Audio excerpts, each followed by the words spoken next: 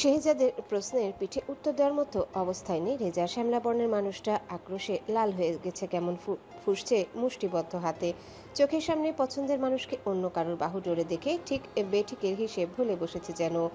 অমনি লম্বা পা ফেলে ছেলেটা এগিয়ে আসলো ওদের কাছে। ততক্ষণে টেবিলের উপর থেকে কোনো মতে নেমে পড়েছে আশি। কি হবে বা কি হতে চলেছে ভেবে বুকটা কাঁপছে ওর। ওর হাত পা জমে হিম হয়েছে এইটুকু সময়ের মধ্যে।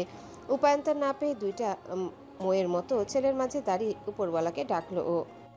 এরা মারামারি করে করুক, আমাকে শুধু সহি সালামতে ক্লাস অবধি পৌঁছে দিও। কারণ শেহজাদের যে মেজাজ, আর রেজাও তো জানে না যে ওরা হাজব্যান্ড ওয়াইফ। ছেলেটা উল্টাপাল্টা কিছু বললে যে মানুষটাও নির্ঘাত মেজাজ হারিয়ে মারপিট শুরু করে দেবে সে বিষয়ে কোনো সন্দেহ নেই আশির।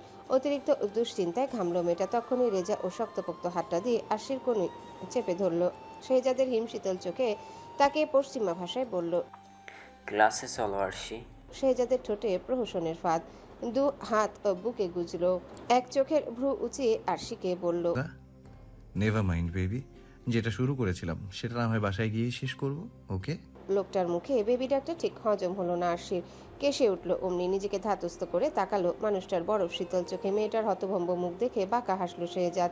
এগিয়ে এসে উষ্ণ হাতটা ছোঁয়ালো ওর গালে। পরপর শানের মতো চোখ জোড়া দিয়ে রেজার দিকে চেয়ে বলল, and don't worry for me, I will come to the class after I solve this matter with mister Reza. রেজার চোয়াল শক্ত, কিন্তু শেহজাদের কথার ইঙ্গিত বুঝে মুঠো আলগা করতে আশির পেল বাহুটা খসে পড়ল ওর হাতের কবল হতে। মেয়েটা আতঙ্ক চোখে একে একে তাকালো মানুষ দুটোর দিকে।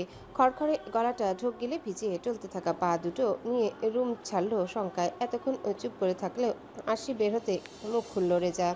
কণ্ঠে শেহজাদের উপর রাগের চিহ্ন স্পষ্ট। হিসিয়ে বলল বিদেশি ভাষায়, তা ঠিক, কোন ম্যাটারটা সলভ করবেন প্রফেসর? আমার ফ্রেন্ডকে অফিস রুমে এনে হেনস্থা করার, নাকি আপনার এই পালিশড জেন্টলম্যানের মুখোশটা যে আজকে আমার সামনে ছিঁড়ে গেল সেটার? শেহজাদের ঠোঁটের কোণার বাঁকা হাসিটা লোপ পেল মুহূর্তেই। শান্ত মুখাবয়ব বদলে গেল রোশানলে। এগিয়ে এসে দুম করে থাবা বসালো রেজার কলারে। কানের কাছে মুখ নিয়ে দাঁতে দাঁত পিষল। পশ্চিমা ভাষায় থেমে থেমে আওড়ালো, আরও সে আমার ওয়াইফকে আমি হেনস্থা করব না ভালোবাসবো সেটা সম্পূর্ণ আমার ব্যক্তিগত বিষয়। Do not interfere in my personal life mister Reza. না হলে যে হাত দিয়ে তুমি আমার ওয়াইফকে টাচ করেছো সেই হাত ভেঙে গুড়িয়ে দিতে আমার সেকেন্ডও লাগবে না। শেহজাদের বলা কথাগুলো অবাক করলো না রেজাকে। উল্টো কুটিল হাসলো ছেলেটা। শেহজাদের থাবা থেকে জামার কলারটা ছাড়াতে গিয়ে দুকদম সরে গেল পেছনে। পরপর বিদেশি স্বরে বলল, then I will take this as challenge professor. Let's see she will choose you or me. কারণ এটা আমি হলপ করে বলতে পারি আর সে আপনাকে এক ফোঁটাও পছন্দ করে না। So what you are her husband or not, she is distant to be mind. কথাগুলো বলেই পেছালো রেজা। যেতে যেতে পরনে শার্টের কলারটা ঠিক করলো। কান পর্যন্ত চওড়া হেসে আবারও বলল, try her professor, let the game begin. First সেমিস্টারে মাইক্রো ইকোনমিক্স ক্লাস নিচ্ছেন মিসেস বেলা আর্চার। প্রচুর স্বাস্থ্যবান হওয়ায় দেখতে ছোটোখাটো ফুটবলের মতন, অথচ গোলগাল মহিলা শ্বাস ছাড়লেও যেখানে শখানেক স্টুডেন্টের ভয়ে তটস্থ থাকার কথা সেখানে ক্লাসে কারোর কোনো মনোযোগ নেই। যে যার মতো ব্যস্ত মোবাইল নিয়ে। মিসেস বেলার মেজাজ খারাপ হলো। ভারী হাতটা পেডিয়ামে ফেলতেই লাফিয়ে উঠলো আরশি যারা দুজনাই ঝিমুচ্ছিল ওরা। বাজ পড়ার মতো শব্দে ধরফড়িয়ে উঠে বসে মেয়ে দুটো। আশেপাশে তাকায়। রেজাকে না দেখে শঙ্কায় দুরু দুরু কাঁপে ওর বুকের ভেতর। ছেলেটা এতক্ষণে প্রিন্সিপালের কাছে চলে যায়নি তো? আরশি আর শেহজাদ যে হাজব্যান্ড ওয়াইফ সেটা জানিয়ে দেয়নি তো এর মধ্যে? জানলে ফেকো প্রিন্সিপাল ওকে কি করবে? পাঠিয়ে দেবে অন্য সেকশনে? আরশির ভাবনার মধ্যে ধূপধাপ পা ফেলে ক্লাসে ঢুকে শেহজাদ। সাথে রেজা আর ভার্সিটির প্রিন্সিপালও রয়েছেন। প্রিন্সিপালকে দেখেই আরশির আত্মা খাঁচা ছাড়া। অদূর ভবিষ্যতের ভাবনায় কুলকুল ঘামলো মেয়েটা। তার মধ্যে রেজা এসে কখন যে ওর পাশে বসেছে খেয়ালই করলো না। রেজা বসেই আর চোখে একবার তাকালো শেহজাদের দিকে। পরপর মানুষটা শিকারী দৃষ্টি উপেক্ষা করে ঝুঁকে আসলো আরশির কানের কাছে। ফিসফিস করে বিদেশি ভাষায় বলল, ভয় নেই ম্যাডাম, আমি প্রিন্সিপালকে এখনও কিছু বলিনি আর বলবো না, তবে একটা শর্তে। হতচকিত মেয়েটা জিজ্ঞাসু দৃষ্টিতে তাকায় রেজার দিকে। ঢোক গিলে নিজেও শুধুই পশ্চিমা ভাষায়। কি শর্ত? এই যেন সুযোগ রেজার, আর সেটা লুফে নিতেও এক পায়ে খাড়া সে। ত্রস্ত ও বলে উঠল ইংরেজিতে, the kindly is you have to be my friend. বলো রাজি আছো? এতক্ষণে আটকে রাখা শ্বাসটা যেন অবশেষে ছাড়তে পারলো আর সেই বিবর্ণ মুখটায় হাসি ফুটিয়ে পশ্চিমা ভাষায় বলল, কেন রাজি থাকবো না? আর এটা কোনো শর্ত হলো? আমি আরো ভাবলাম কি না কি চাইবেন আপনি। যারা উৎসুক দৃষ্টি ফেরালো ওদের দিকে, ইংরেজিতেই বলল। কিসে না তো হাসাহাসি হচ্ছে আমাকে দেখে। আর তাকালো যারার দিকে। ওদের দুজনের ফ্রেন্ড সার্কেলটা আজ আরও একজন সদস্যের আগমন। এই কথাটা বলতে বলতে মেয়েটা ভাবলো এই সুযোগে যারা আর রেজারও একটা হিল্লে করে দেওয়া যাবে। ম্যাচ মেকারটা একটা গায়ে লাগলো বলে ওর রেজা যে কি বলেছে আশিকে সেটা দূর থেকে আন্দাজ করতে পারলো শেহজাদ। ওই নীল চোখজোড়া যে এক মুহূর্তের জন্য সরেনি আশির উপর থেকে। প্রিন্সিপাল লোকটা গলা পরিষ্কার করে দাঁড়ালো পেডিয়ামের সামনে। মিসেস বেলার থেকে পারমিশন চাইলো কিছু বলার জন্যে। মহিলা এমনিতে শেহজাদ বলতে অজ্ঞান। তার দিকে তাকিয়ে ঘাড় কাত করলেন উনি। হতাশ শ্বাস ফেললেন প্রিন্সিপাল। পরপর বললেন গম্ভীর কণ্ঠে, Attention class, I have an announcement for you. পুরুষালী ধীর কণ্ঠে পিনপতন নীরবতা নামলো ক্লাসে। সবার কৌতূহলী দৃষ্টি তখন প্রিন্সিপালের দিকে। মানুষটা থামলো একটু, পরপর স্বভাব সুলভ পশ্চিমা ভাষায় বলল, ভার্সিটি তোমাদের জন্য আগামী একদিন একটা ক্যাম্পিং এর আয়োজন করেছে। ইকোনমি ডিপার্টমেন্টের সব স্টুডেন্ট এবং প্রফেসররা এই ক্যাম্পিং এ পার্টিসিপেট করবে। মুহূর্তে করতালিতে ফেটে পড়ল পুরো ক্লাস। ক্যাম্পিং এর নাম শুনে ম্যান মেরে ক্লাসটা যেন প্রাণ ফিরে পেল। উল্লসিত এক একজন ক্যাম্পিং নিয়ে এক এক রকম প্রশ্ন করলো প্রিন্সিপালকে। মানুষটা ধৈর্য ধরে শুনলেন সেসব। পরপর উত্তরে আবারও বিদেশি ভাষায় বললেন, ক্যাম্পিংটা হবে গ্র্যান্ড ক্যানিয়ন ন্যাশনাল পার্কে। আমরা প্রথমে নিউ ইয়র্ক সিটি থেকে ট্রেনে যাব শিকাগো পর্যন্ত, সেখান থেকে বাসে করে ফিনিক্স এবং ফিনিক্সে পৌঁছে লোকাল বাসে করে গ্র্যান্ড ক্যানিয়ন ন্যাশনাল পার্কে। আবারও করতালিতে সবার কানের পর্দা ফাটলো।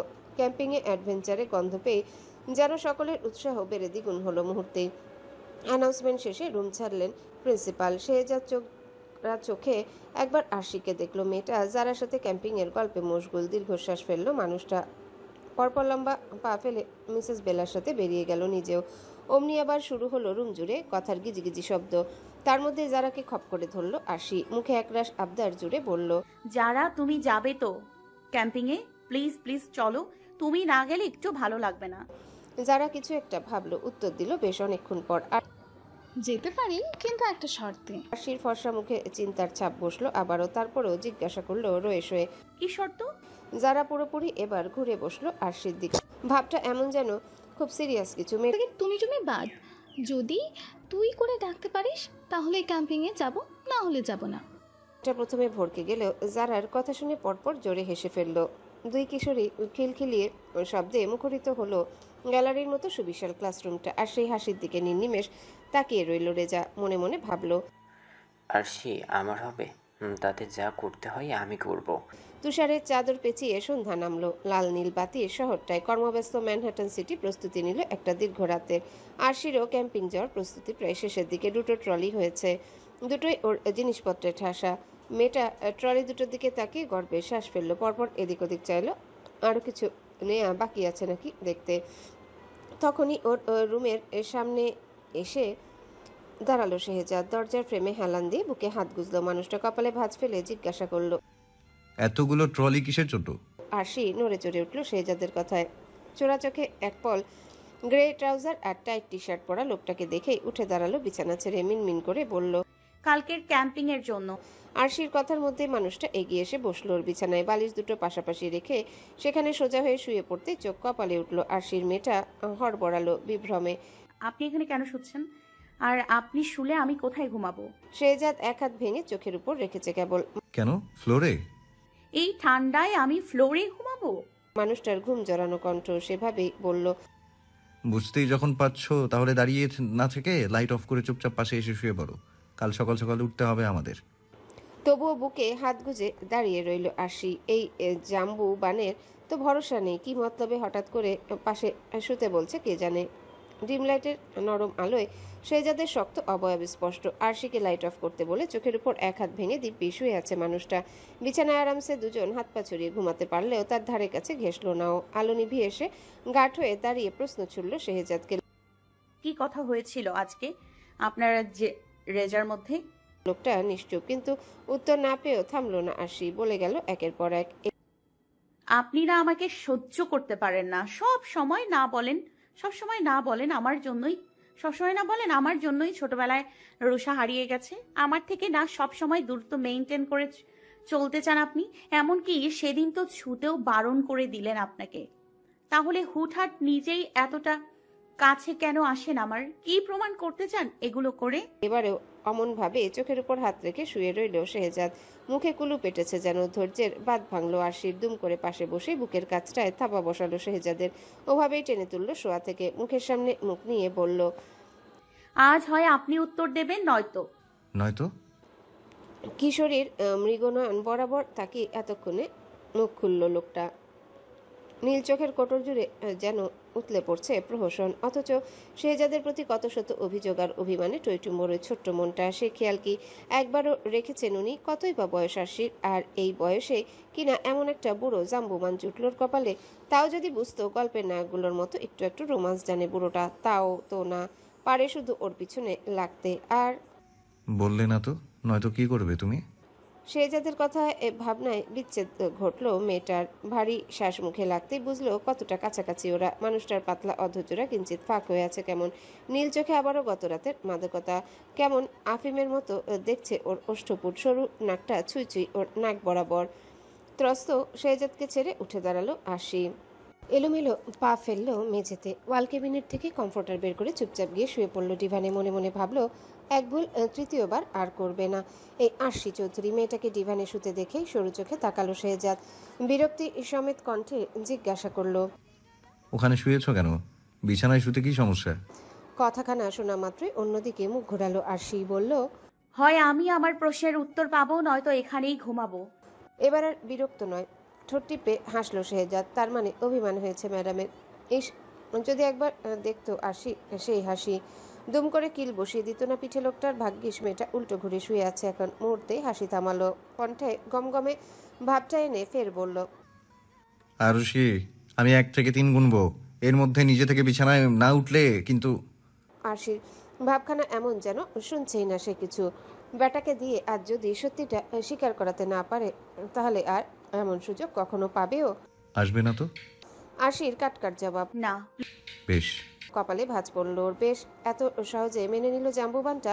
একবারও মানানোরও চেষ্টা করলো না ওকে? এত পাষাণ, এত।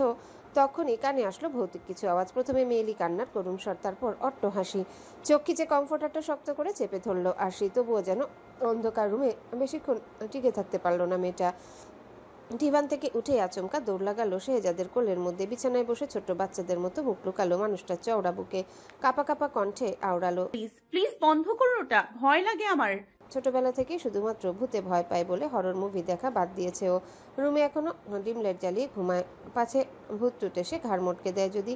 সেখানে অমন আওয়াজ শোনার পরও জেদ ধরে ডিভানে ঘুমানোর তো প্রশ্নই আসে না আরশির। ধূর্ত হাসলো মানুষটা, আর চোখে দেখলো হাতে থাকা মোবাইলের স্ক্রিন। ইউটিউবে হরর সাউন্ড ইচ্ছে করে বাজিয়েছিল। পরপর সেটা বন্ধ করে তাকালো ওর বুকের সাথে মিশে থাকা মেয়েটার দিকে। শেহজাদের বিলাতি চোখজোড়া হাসলো। গোলাপি বিম্ব জুড়েও হাসির রেখা স্পষ্ট। আঙ্গুলগুলো উসকুস করলো আরশির, ভয় পাওয়া মুখখানা তুলে দেখতে। অনেকটা সময় এমনভাবে মেয়েটাকে বুকের ভেতর আগলে রাখতে পারলে ভালো হতো না? কিন্তু তার হলো কই? হুট করে আরশি ফোন নিয়ে নিল শেহজাদের হাত থেকে। ভালো করে দেখার আগেই ফের সেটাতে থাবা বসালো শেহজাদ। ছো মেরে নিয়ে সুইচ অফ করলো সাথে সাথে। কিন্তু আরশি শার্লক হোমসের নজর তা এড়ালো তো। ঠিক ধরে ফেললো মানুষটা কিছু লুকোচ্ছে। ছোট ছোট চোখ করে বলল, আপনি ইচ্ছে করে ইউটিউবে সব ছেড়েছেন তাই না, যাতে আমি ভয় পেয়ে এসে আপনাকে জড়িয়ে ধরি? শেহজাদ মুখে স্বভাব সুলভ গাম্ভীর্য, ভারী ভারী কণ্ঠ, চোখের পলকে অস্বীকার করে বসলো আর শিরানা অভিযোগ। অন্যদিকে তাকিয়ে বলল, মোটে না, রিলস দেখছিলাম আমি, হুট করে সামনে এসেছে তাই শুনেছো। আর যার ভূতে এত ভয়, তার ঢং করে ডিভানে শোয়ার কি দরকার? বেডে শুলেই পারে। মেয়েটার জ্বলন্ত মেজাজে যেন গ্যাসোলিনের মতো কাজ করলো কথাখানা। খানিকক্ষণ শেহজাদের দিকে তাকিয়ে থেকে ডুভেটটা টেনে গায়ে তুললো। পরপর কাত হয়ে শুয়ে পড়লো বিছানায়। ঠোঁট টিপে হাসলো মানুষটা। লম্বা শ্বাস ফেলে নিজেও মাথা ছোয়ালো বালিশে। আরশির দিকে ফিরে বলল, আমার দিকে ফিরে শোয়ার জন্য কি ম্যাডামের কাছে অ্যাপ্লিকেশন পাঠাতে হবে?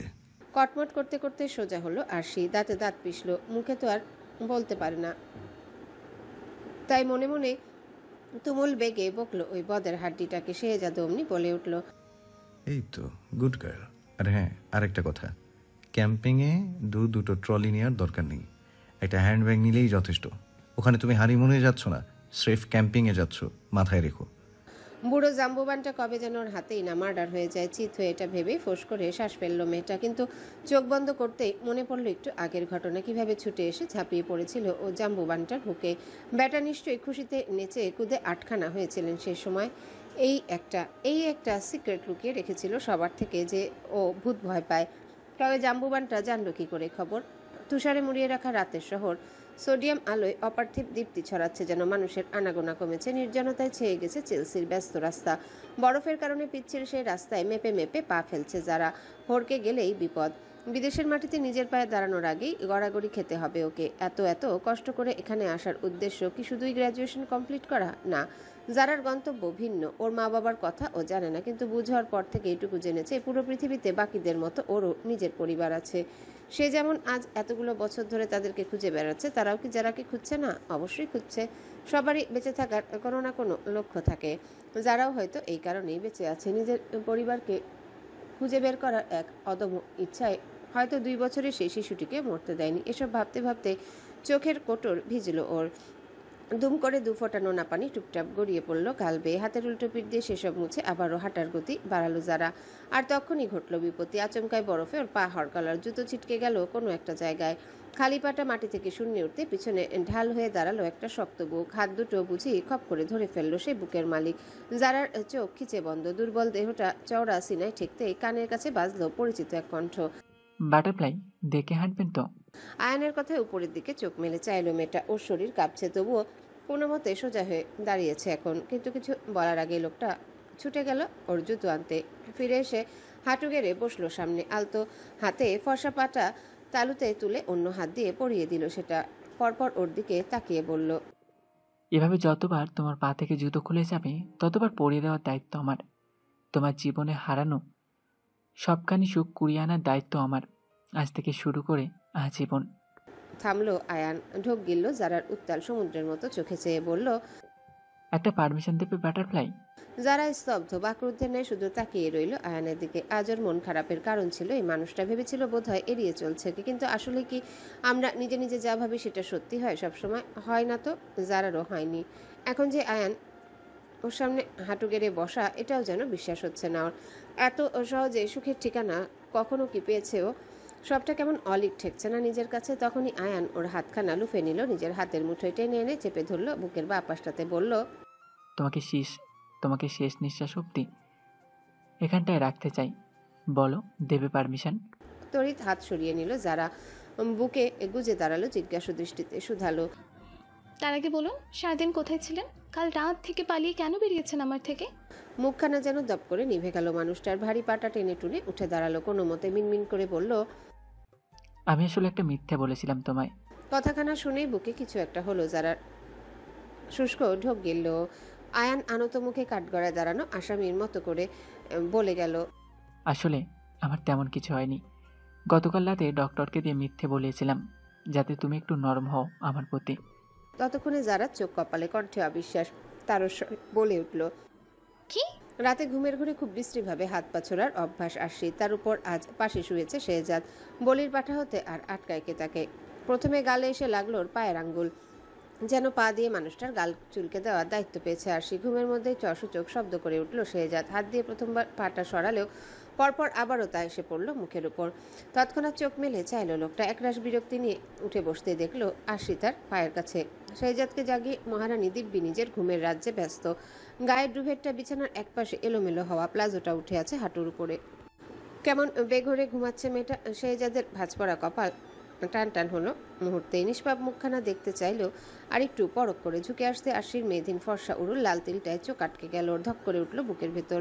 গলার অ্যাডাম অ্যাপেলটা ওঠানামা করলো তৃষ্ণায়। পরপরই মনে হলো না, পানি নয়, এই তৃষ্ণা অন্য কিছু চাইছে ওর মন। পুরো অ্যাপার্টমেন্ট জুড়ে সেন্ট্রাল হিটার থাকতে শীত তেমন অনুভব হয় না, তাতে কি এত অসহ্য গরম? নিঃশ্বাসের ভারে ওঠানামা করছে বুক। অবাধ্য অনুভূতিগুলো মাথায় চারা দিচ্ছে শেহজাদের। তৃষ্ণা মেটাতে ঢোক গেল মানুষটা। পরপর গভীর চুমু বসালো সেই তিলের উপর। কণ্ঠ খাদে নামিয়ে আওড়ালো, Sleeping next to you was the worst idea. Now look at me, how helpless I am. আপনাকে ভালো মানুষ ভেবেছিলাম, আমি বিশ্বাস করেছিলাম। আপনার কথা ভেবে বিয়ে পর্যন্ত রাজি হয়ে গেলাম, দুদিনের পরিচয়, অথচ সেই বিশ্বাসের এই মূল্য দিলেন আপনি। আনত মুখে দাঁড়িয়ে আয়ান জারার কথার প্রতি উত্তর দেওয়ার মতো শব্দ ফুরিয়েছে যেন, তাকানোর সাহসটুকু পর্যন্ত পাচ্ছে না ও। ফোঁস করে শ্বাস ফেলল মেয়েটা, পরপর বলল, এখন আমি আপনাকে একটা সাজেশন দিই। এবারটায় আয়ান চাইল ওর দিকে, চোখগুলো ফুলে লাল, কেঁদেছে ভীষণ। কেন কাঁদলো? যারা বকেছে বলে?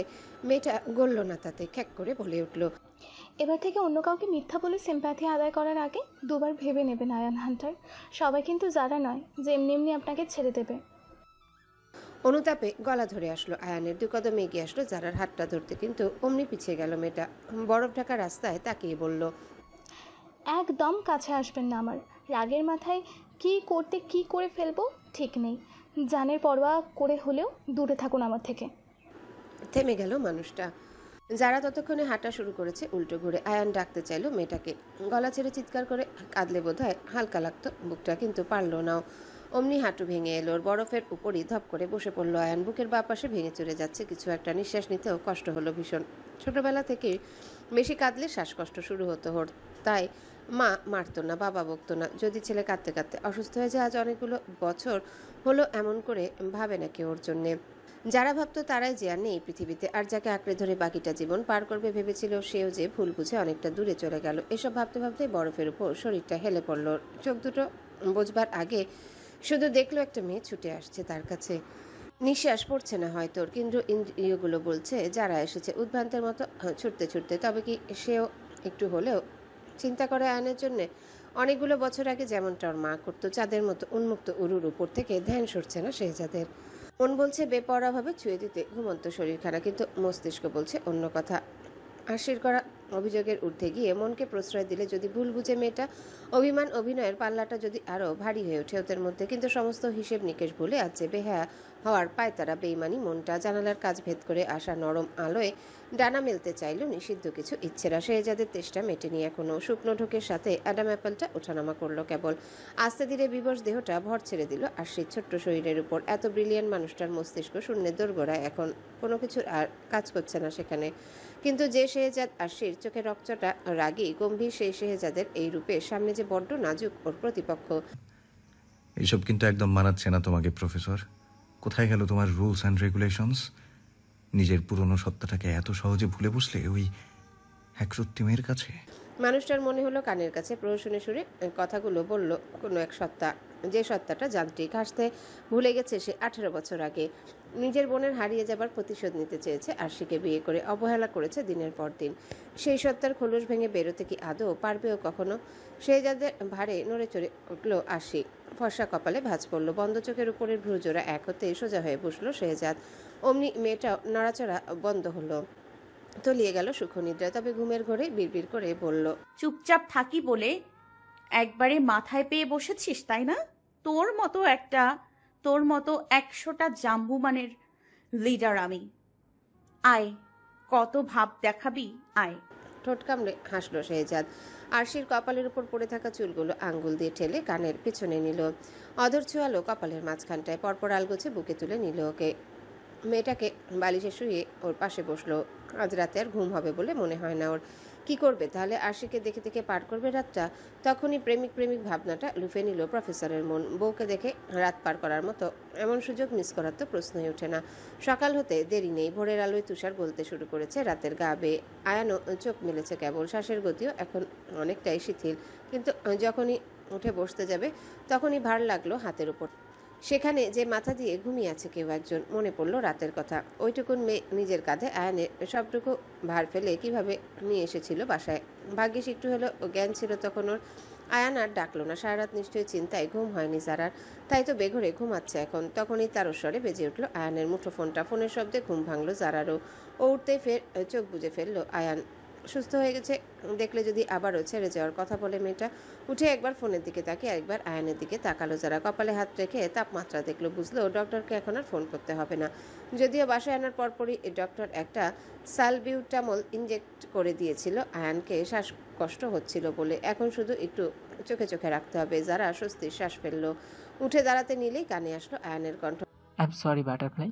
মায়া হলো ভীষণ মেয়েটার। আস্তে করে জিজ্ঞাসা করলো, এখন কেমন লাগছে? এবারে উঠে বসলো আয়ানো, কণ্ঠে অনুতাপের জোয়ার, গলায় মুখ গুজে বলল। যতক্ষণ না পর্যন্ত তুমি ক্ষমা করবে ততক্ষণ পর্যন্ত ভালো লাগবে না। যারা থামলো কিছুক্ষণের জন্য, পরপর জিজ্ঞাসা করলো, আপনার কি এমন আগেও হয়েছে? আপনার ফ্যামিলি জানে আপনি যে এতটা অসুস্থ? মানুষটা হাসলো নিচের দিকে তাকিয়ে। আগে হয়েছে কি না? হ্যাঁ, অনেকবারই হয়েছে। আর মম ড্যাড তো আমি ছোট থাকতেই অ্যাক্সিডেন্টে মারা যান। তাই আপাতত ফ্যামিলি বলতে কিচ্ছু নেই আমার। তাই জানানোর প্রয়োজনও বোধ করি কাউকে। আয়ানের হেমচোখ চিকচিক করে উঠছে পানিতে। যারা বোঝে এই কষ্টটা, মা বাবা না থাকার কষ্ট, ওর থেকে ভালো আর কেউ জানে না হয়তো। আজ আর বের হবে না প্লিজ, রেস্ট নিন বাসায় বসে। মানুষটা মাথা তুললো, দুদিকে ঘাড় নাড়িয়ে বলল, না না, কাজ যেহেতু আছে বাইরে তো যেতেই হবে। তাছাড়া একা একা বাসায় বসে থাকলে বোর হব। মেয়েটার চোখ মুখ জুড়ে দোটানা, তবুও যেন হুট করেই বলে ফেললো, চিন্তা নেই, আমিও বাসায় থাকবো আপনার সাথে আজকে। কিচেন ক্যাবিনেটের সামনে কোমরে হাত দিয়ে দাঁড়িয়ে আসি। পরনে রাতের মিকি মাউস আঁকা টি শার্ট আর প্লাজো, যেটার ফাঁকফোকর দিয়ে বেখেয়ালি উকি মারছে কিশোরীর ফর্সা কতর। ফোঁস করে শ্বাস ফেললো আরশি। সাইজে ছোট হওয়ার অন্যতম ঝামেলা এই উঁচু উঁচু ক্যাবিনেটগুলো। কোনো কিছু নামাতে গেলে শেহজাদকে ডেকে আনা ছাড়া উপায় থাকে না। শেষমেশ কর্নফ্লেক্সের বয়ামটা নামাতে দু পায়ের আঙ্গুলে ভর দিল মেয়েটা। উঁচু হয়ে দাঁড়াতে ভেবেছিল নামিয়ে ফেলবে, কিন্তু হলো না। তখনই পেছন থেকে ওর কোমর জড়িয়ে ধরল একজোড়া শক্ত হাত। হকচকালো আরশি। কিছু বলে ওঠার আগে সে হাত জোড়া শূন্যে তুলল ওকে। আরশি ক্যাবিনেটের ওপর হতে বয়ামটা নিতে পরপর নামিয়ে ফেললো ওকে শেহজাদ। আরশির চোখ দুটো বিস্ময়ে ফুটবল, ঠোঁট জোড়া কিঞ্চিত ফাঁক হয়ে আছে মানুষটাকে দেখে। কালো ভেস্ট আর সাদা শার্টে শেহজাদের মুখায়াবটা নিরেট, গম্ভীর কণ্ঠে আওড়ালো, ব্রেকফাস্ট করে তাড়াতাড়ি গাড়িতে এসো, বেশি দেরি করলে কিন্তু পরে ট্রেন পাবে না। আরশির চোয়াল বিস্ময়ে ঝুলে আছে তখনও, কোমরের দুপাশে জ্বলছে ভীষণ। গাড়ির চাবি আর ব্লেজারটা হাতে নিয়ে বেরিয়ে যাওয়ার আগে সেদিকে তাকালো একবার লোকটা। আরশিকে ঈষৎরাঙা গাল দুটোকে পুরোপুরি টমেটো বানাতেই যেন বলে উঠল, সামান্য কোমর ধরতেই যদি লাল হয়ে যাও, অন্য কিছু করলে তো তাকানো যাবে না তোমার দিকে। কথাখানা বলে আর অপেক্ষা করলো না শেহজাদ। ধূপধাপ পা ফেলে বেরিয়ে যেতেই তেতে উঠল আরশি। লোকটার খোঁচা দেওয়া কথার পিঠে ভেঙিয়ে ভেঙিয়ে বলল, অন্য কিছু করলে তো তাকানো যাবে না তোমার দিকে। নিজের চেহারাটা আয়নায় দেখেছে কখনো? পুরো তো জাম্বুবানের টিউব ভার্সন, আর আমাকে কিনা আসে খোঁচা মারতে। কত বড় সাহস এই ব্যাটার! পেন স্টেশন অপেক্ষা করছে নিউ ইয়র্ক ইউনিভার্সিটির অনেকগুলো ছেলে মেয়ে। এখান থেকে অ্যামট্রাক ট্রেনে করে শিকাগো পৌঁছাবে ওরা। প্রায় 15-16 ঘন্টার রাস্তা, তাই সবার প্রস্তুতিও সেরকম। গ্র্যান্ড ক্যানিয়ন ন্যাশনাল পার্কে যেতে এক একজনের উচ্ছ্বাসের শেষ নেই। আরশি এসেছে মাত্র, তবে মনটা ভীষণ খারাপ। যারা শেষ মুহূর্তে প্ল্যান ক্যান্সেল করায় নিজেও আর ক্যাম্পিংয়ে যাওয়ার আগ্রহ পাচ্ছে না। ভার্সিটির কয়েকজন প্রফেসর সবার জন্য টিকিট কাটতে ব্যস্ত। শেহজাদও রয়েছে সেখানে, কিন্তু একটু পরপরই চোরা চোখে ভিড়ের ফাঁক ফোকর দিয়ে দেখছে আরশিকে। কালো ওভারকোট আর জিন্সে আজ যেন একটু বেশি কিউট লাগছে মেয়েটাকে। হাসলো ও, কিন্তু হুট করে রেজাকে আরশির কাছে দৌড়ে আসতে দেখে একটু আগে সে হাসিতে ভাটা পড়ল শেহজাদের। গলার টাইটা এক হাতে ঢিলে করলো নিজেকে শান্ত করার উদ্দেশ্যে। মনে মনে ভাবলো এই বিটকেল ছেলেটাকে কিছুতেই ট্রেনের বউয়ের পাশে বসতে দেওয়া যাবে না, কিছুতেই না। সম্মানিত যাত্রীবৃন্দ, আর কিছুক্ষণের মধ্যে আমাদের অ্যামট্রাক ট্রেনটি পেন স্টেশন থেকে শিকাগো ইউনিয়ন স্টেশনের উদ্দেশ্যে যাত্রা শুরু করবে। তাই প্ল্যাটফর্মের নম্বর 10 থেকে যাত্রীদের ট্রেনে ওঠার জন্য অনুরোধ জানানো হইল। পশ্চিমা ভাষায় ঘোষণাটি শোনা মাত্রই হুলস্থুল বাঁধল প্ল্যাটফর্মে। ট্রেনের সামনে ভিড় বাড়ল। সেই ভিড় ঠেলে শ্যামপুরুষের আর আশির অবধি এসে পৌঁছানো হলো না। চোখের পলকে হারিয়ে গেল প্রিয় মুখটা।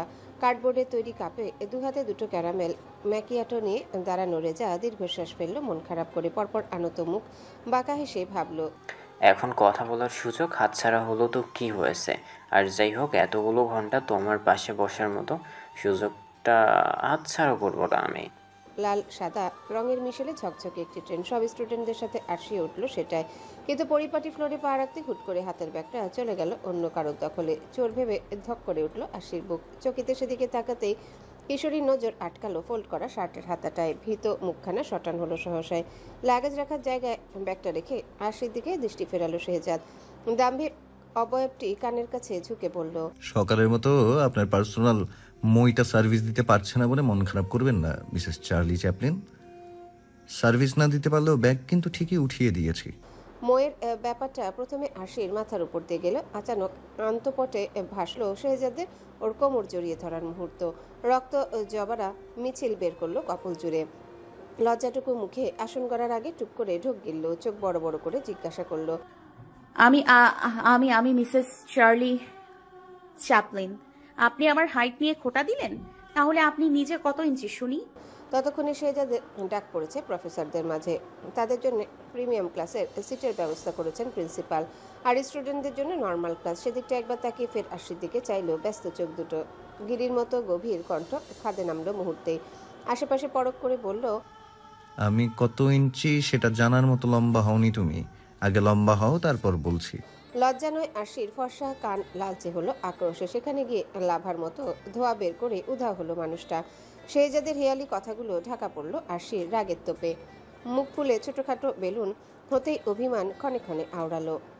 নিজে যে ট্রাফিক লাইটের মতো একটু পরপর রং বদলায়, সে বেলায় কিছু না। আর আমি একটু সাইজে ছোট বলে একেবারে মিসেস চার্লি চ্যাপলিন বানিয়ে দিল। তবে এই দুঃখ মেনে নিতে খুব একটা বেগ পেতে হলো না কিশোরীর। ভাগ্য ভালো যে চার্লি আসলে ওর পছন্দের একটা ক্যারেক্টার। মেসেঞ্জার, ইনস্টাগ্রাম সব জায়গায় প্রোফাইল পিকচারেও এই লোকের ছবি দেওয়া। আর হাইট তো চাইলে এখন আর 5 ফুটের বেশি বানাতে পারবে না। এসব ভাবতে ভাবতে তীরের মতো মাথায় এসে বিঁধল অন্য প্রশ্ন। আমার এত সব পার্সোনাল বিষয় জাম্বুবানটা জেনে যাচ্ছে কি করে? যার আর ক্লান্তি নেই, সকাল থেকে ছুটে ছুটে এটা ওটা করছে। লাইব্রেরি তো আছে, সাথে ফ্রিল্যান্সিং সাইটেও একটা অ্যাকাউন্ট খুলে ফেলেছে গ্রাফিক ডিজাইনিংয়ের কাজ করবে বলে। সকালে কোনো রকম একটু খেয়ে ডাইনিং টেবিলে বসে ল্যাপটপে ডিজাইন করা শুরু করেছে মেয়েটা। খানিক বাদে পাশে চেয়ার টেনে বসলো আয়ান। মুখ কালো করে তাকালো যারার দিকে। লাইব্রেরি থেকে ছুটি পেয়েছে, ক্যাম্পিংয়ে যাওয়া ক্যান্সেল করেছে। কোথায় একটু আয়ানের সাথে বসে গল্প করবে, বর হিসেবে না হোক, বয়ফ্রেন্ড হিসেবে না হোক, বন্ধু হিসেবে না হোক, অন্তত একই ফ্ল্যাটের প্রতিবেশী হিসেবে প্রতিবেশী থেকে এইটুকু কি চাইতে পারে না আয়ান? যারার দিকে তাকে লম্বা শ্বাস ফেললো অফিসার। সেই দীর্ঘ শ্বাস একঝাঁক মন খারাপ নিয়ে লুটিয়ে পড়লো মেঝেতে। পড়াশোনার ফাঁকে মেয়েটা এত কিছু করতে দেখে পারছে না শুধু বলতে, তুমি বসে বসে শুধু একবার হুকুম করেই দেখো না বাটারফ্লাই, তোমার পায়ের সামনে আমি আমার জানটাও এনে হাজির করে দেব। কিন্তু অবাধ্য মুখ ফসকে কথাটা বের হওয়ার আর ফুরসত পেল না আজ। তার আগে ল্যাপটপে হাত চালাতে চালাতে যারা প্রশ্ন ছুড়ল, কিছু চিন্তা করছেন বুঝি? ভাবনায় অনাকাঙ্ক্ষিত বিচ্ছেদ ফুটে উঠল আয়ানের পুরুষালী গম্ভীর কণ্ঠেও। জড়ানো স্বর থেমে থেমে আওড়ালো, হ্যাঁ, না ভাবছিলাম অনেকদিন বিরিয়ানি খাইনি, আজ খেলে কেমন হয় বলো তো? ঠোঁট টিপে ল্যাপটপ বন্ধ করলো মেয়েটা। মুখখানা এমন বানালো যে বিরিয়ানিও সবচাইতে অপছন্দের খাবার। আয়ান ঘাবড়ালো, এই রে, আবার বলে বসবে না আপনি একাই খান আপনার বিরিয়ানি। তো? কিন্তু ও যে যারার সাথে লাঞ্চ করবে বলে ঠিক করে রেখেছে, সেটার কি হবে এবার? তখনই এই মানুষটাকে অবাক করে দিল ওই পাতলা অষ্টপুট। একান ওকান জুড়ে হেসে বলল, আজকের বিরিয়ানিটা আমি রান্না করি, আপনি না হয় টেস্ট করেই বলবেন কেমন হয়েছে খেতে। যারার ওই সমুদ্রের মতো চোখের উপচে পড়া আবদার নাকচ করার ক্ষমতা আছে নাকি অফিসারের? তবুও চিন্তা হলো, ওর বিরিয়ানি রান্না তো অনেক ঝামেলার। যারা পারবে একা, কষ্ট হবে না এসব করতে গিয়ে? কণ্ঠ সেই উদ্বেগটুকু না লুকিয়ে বলে উঠল, আমি কাটাকুটি করে দিই তাহলে। যারার এক কথা, আজকের রান্না আমি করব, মানে আমিই করব। শুধু একটু কাটাকুটি করেও তো বিরিয়ানি ভালো হলে সব ক্রেডিট আপনি নিয়ে যাবেন। আয়ান বসা থেকে শটাং দাঁড়িয়ে গেল মেয়েটার কথায়। গলার চামড়া চিমটি দিয়ে ধরে বলল, এই দেখো গলা ছুঁয়ে বলছি, একটু ক্রেডিট নেব না। এবারটায় মুখ চেপে ধরে হাসি থামাতে পারল না যারা। কিশোরীর খিলখিল শব্দে সরব হলো আয়ানের অলিন্দের প্রতিটি প্রকোষ্ঠ। হেম চোখের তারায় গান শোনালো মেয়েটার প্রতি এক সিন্ধু সমান ভালোবাসা। আচ্ছা বেশ, করবেন না হয় রান্নার হেল্প, কিন্তু তার আগে গোসল করে একটু ফ্রেশ তো হয়ে আসুন। কাল যে বরফের মধ্যে ওভাবে গড়াগড়ি খেলেন, তারপর কি একবারও গোসল করেছিলেন? ছি ছি, আপনার মতো বিদেশি বাঁদর থেকে এটা আশা করা যায়? দেশি বাঁদর হলে তাও একটা কথা ছিল। পুরো কথাখানা খেয়াল না করে বাধ্য ছেলের মতো মাথা কাত করলো আয়ান। ফের হেসে ফেললো যারা। সেই দমফাটা হাসি স্বপ্নের মতো দেখে গেল এক বিমুগ্ধ তরুণ।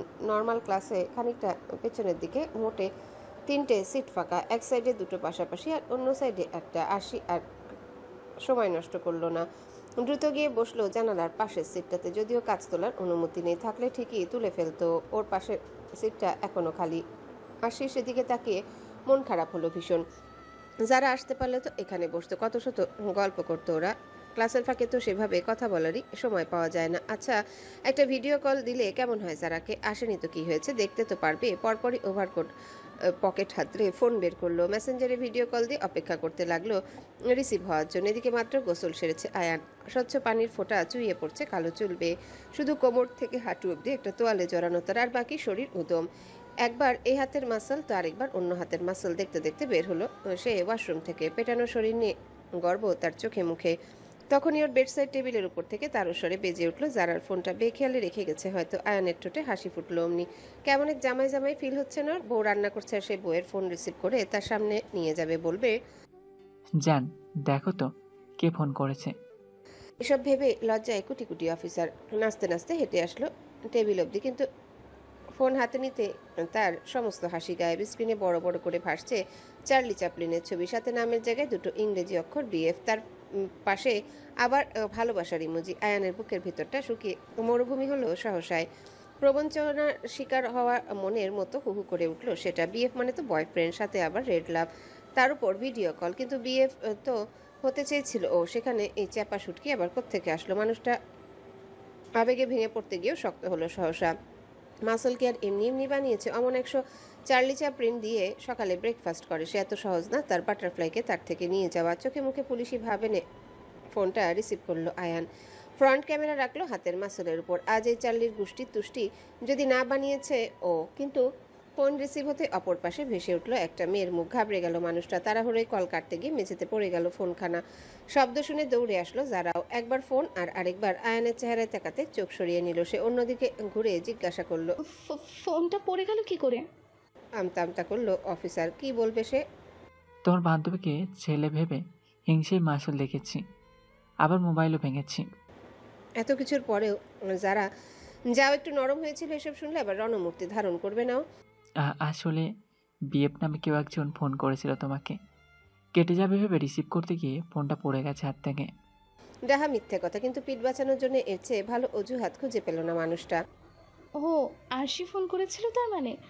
ওর নাকি নেম বিএফ বেস্ট ফ্রেন্ড দিয়ে সেভ করে রেখেছি।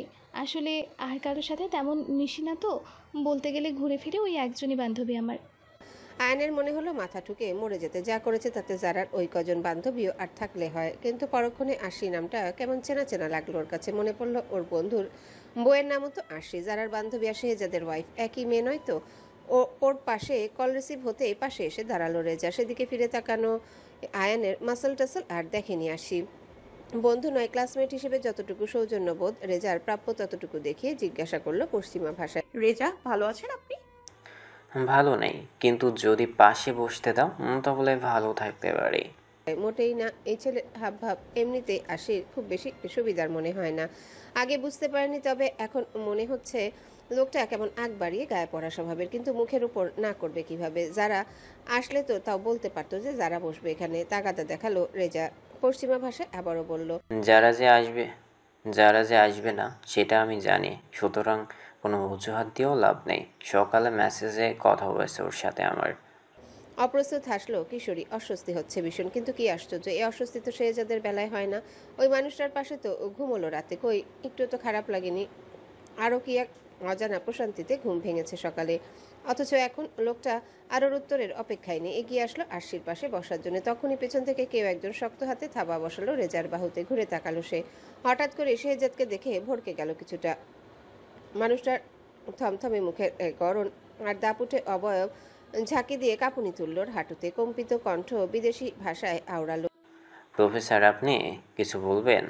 শেহজাদের হিমশীতল স্বর দাঁতে দাঁত পিষিয়ে বলল, আর এক পাও এগোলে হাত ভেঙে ধরিয়ে দেবো তোর। তখন আর আমার বইয়ের পাশে নয়, ডিরেক্ট জমদূতের পাশে গিয়ে বসতে হবে তোকে। খুঁড়ের মতো ধারালো দৃষ্টির সামনে দাঁড়িয়ে রেজা বাংলা না বুঝলেও এটুকু বুঝেছে যে আরশির পাশে বসতে চাওয়ায় ওর উপর শেহজাদের চড়াও হওয়ার কারণ। তবুও শান্ত কণ্ঠে জিজ্ঞাসা করলো, what did you just say professor? মানুষটার কালো বুট শব্দ তুলে এগিয়ে আসলো ওর কাছে।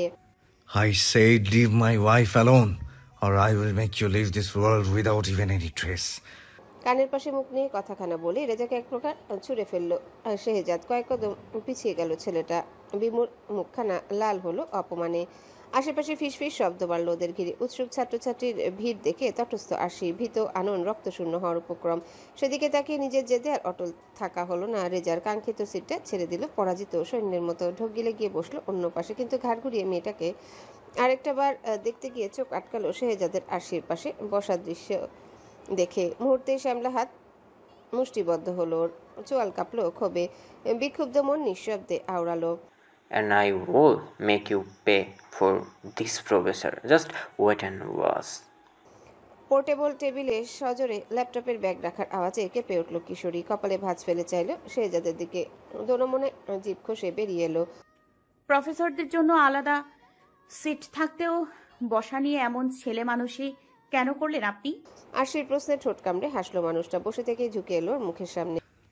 তুমি তো বলো আমি বুড়ো, আর বুড়ো হয়ে ছেলে মানুষই কি মানাবে আমাকে? নেহাত আমার সিটে কফি পড়ে গেছিল, তাই এখানে এসে বসেছি। বিশ্বাস হলো না আশির। কৃষ্ণকালো চোখ জোড়া ছোট ছোট হয়ে এলো সন্দেহে। তাহলে ফাঁকা জায়গা তো ওপাশেও ছিল, সেখানে কেন বসলেন না? শেহজাদের কণ্ঠের দুষ্টুমি ফুরিয়ে এলো অমনি, ছেয়ে গেল ভিন্ন কোনো প্রগাঢ়তায়।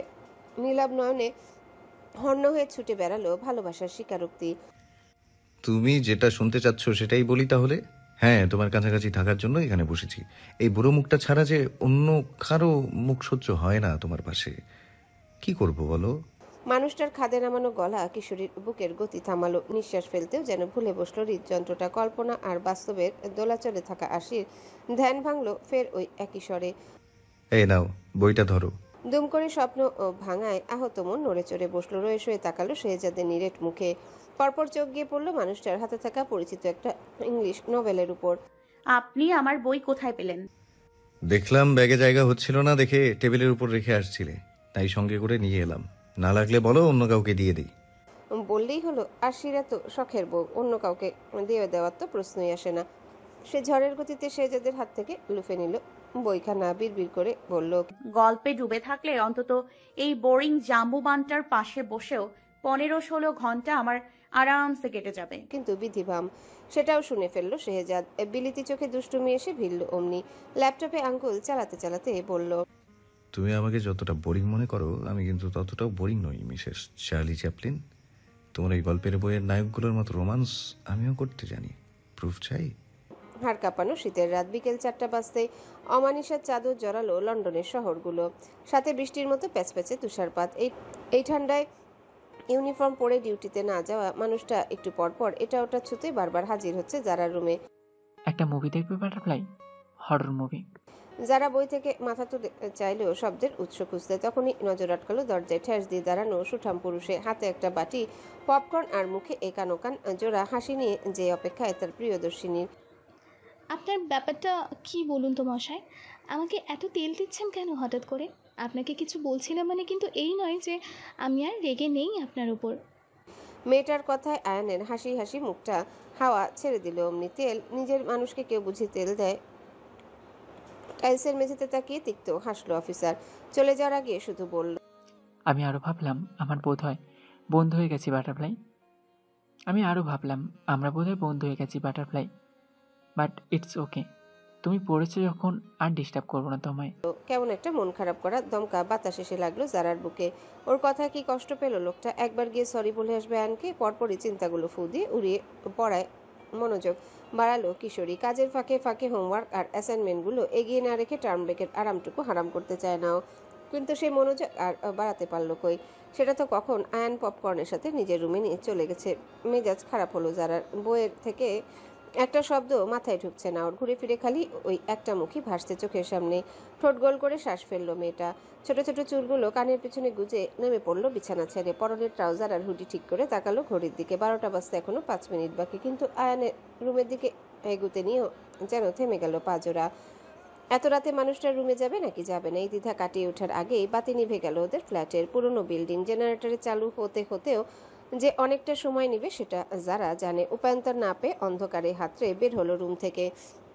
কিন্তু আয়ান বলে ডাকতেই থমকালো। এক হাতে ছোট্ট একটা কাপকেকের উপর বিশাল বড় মোমবাতি নিয়ে ধীর পায়ে এগিয়ে আসছে কেউ একজন। কাছে এসে দাঁড়াতে বেসুরা গলায় জন্মদিনের গান গাইতে শুরু করলো পরিচিত সেই কণ্ঠই। প্রথম মোমের নরম আলোয় আয়ানের শুভ্র আনন প্রেমের আঁচড় কাটলো কিশোরীর বুকে।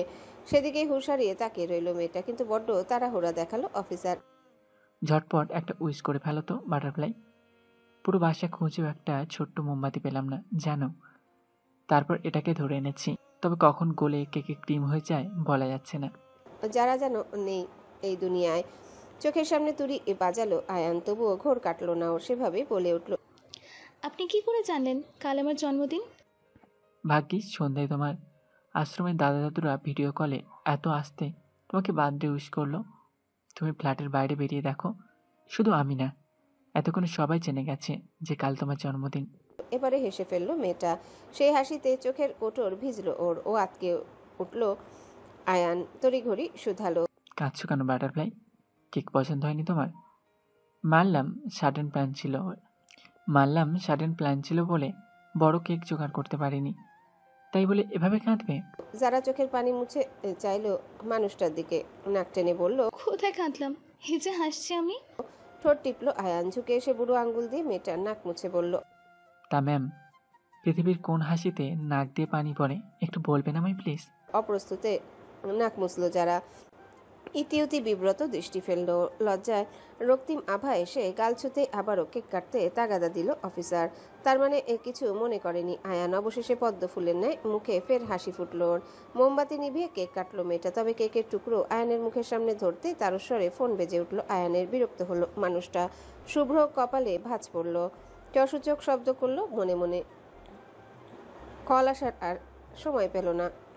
এত সুন্দর মুহূর্তটা এভাবে নষ্ট হয়ে গেল।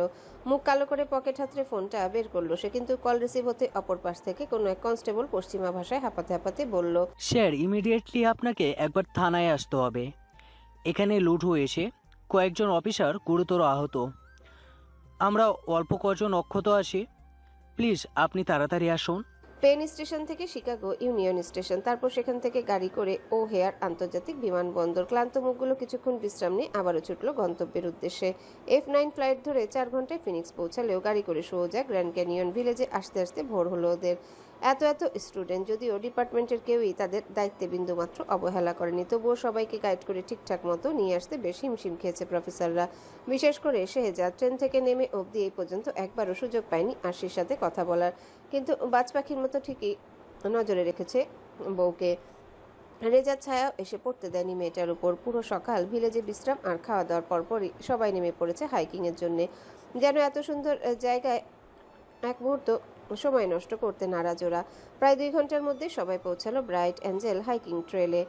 সাউথ রিমে অবস্থানরত এই ট্রেলটি ক্যানিয়নের ভিতর দিয়ে প্রায় 1 মাইল নিচে নেমে গেছে। রং বেরঙের পাথরের স্তর, খাড়া ঢাল আর পাকপাখালিতে ভরপুর এক অপূর্ব নৈসর্গিক সৌন্দর্যের মূল কেন্দ্রবিন্দু কিন্তু কলোরাডো নদী। আর ট্রেলের নিচে থেকে বয়ে চলা এই কলোরাডো নদী দেখার আগ্রহে যেন এনার্জি দ্বিগুণ হলো সবার। সমস্ত ক্লান্তি চাপা পড়ে গেল হুল্লোড়া শোরগোলে। পিঠে হাইকিং ব্যাগ নিয়ে যাত্রা শুরু করলো ওরা। স্টুডেন্টদের পিছনে কয়েকজন ট্যুর গাইড থাকলেও শেহজাদ এবং অন্যান্য প্রফেসরদের থাকতে হলো দলটির সামনে। আর তখনই ঘটলো অঘটনটা। কিছু দূর যাওয়ার পরপরই চেঁচিয়ে উঠল একটা মেয়ে কণ্ঠ। পশ্চিমা ভাষায় সবাইকে উদ্দেশ্য করে বলল, সবাই দাঁড়াও, টিমের একজনকে পাওয়া যাচ্ছে না। থমকে গেল শেহজাদের পা। কান খাড়া করে কথাটা শুনতে দৌড়ে আসলো পিছনে। উদ্ভ্রান্তের মতো চোখ জোড়া এদিক ওদিক খুঁজলো আশিকে, কিন্তু না। কোথাও যখন পেল না মেয়েটাকে তখনই সন্দেহ মিলে গেল। দুশ্চিন্তায় কপালে ঘাম জমলো। এক হাতে মুখ চেপে অস্পষ্টে আওড়ালো, আরুষি ইজ মিসিং। মিনিট 20 আগের ঘটনা। ক্যাম্পিংয়ের পুরো টিমটা যখন হাইকিং ট্রেল অনুসরণে ব্যস্ত, তখনই মাঝ রাস্তায় থেমে যায় আরশি। অদূরে কিছু একটা দেখে দল ছেড়ে পা বাড়ালো সেদিকে। পরনে অ্যান্টি স্লিপ সোলযুক্ত জুতা জোড়া বরফ ভেঙে এগিয়ে এসে দাঁড়ালো একটা কটন টেল র্যাবিটের সামনে। ক্যানিয়নের সবচাইতে ভীতু প্রাণী, সচরাচর এদের দেখা মেলে না, কিন্তু আজকে বেচারি নড়বার শক্তিটুকু নেই। গাছের একটা মোটা ডাল ভেঙে পড়ে আছে গায়ের উপর। টেনে হিঁচড়ে শরীরটুকু বের করতে পারলেও পা আটকে গেছে ডালের ফাঁকে। আরশির বুক ভেঙে এলো খরগোশটার অবস্থা দেখে। অল্প ঝুঁকে গ্লাভস পরে থাকা হাতে গায়ের সমস্ত শক্তি লাগালো ডালটা সরানোর জন্যে। সফলও হলো একটা সময়, কিন্তু ততক্ষণে ভীষণ দেরি হয়ে গেছে ওর। খরগোশটাকে বাঁচাতে পারলেও হারিয়ে ফেললো দলের অন্যদের। আরশিকে রেখে অনেকটা দূরে চলে গেছে দলের সবাই। মেয়েটা দৌড়ে এলো আগের জায়গায়, কিন্তু সেখানে যে একটা নয় দুটো সরু রাস্তা, 2 দিকে।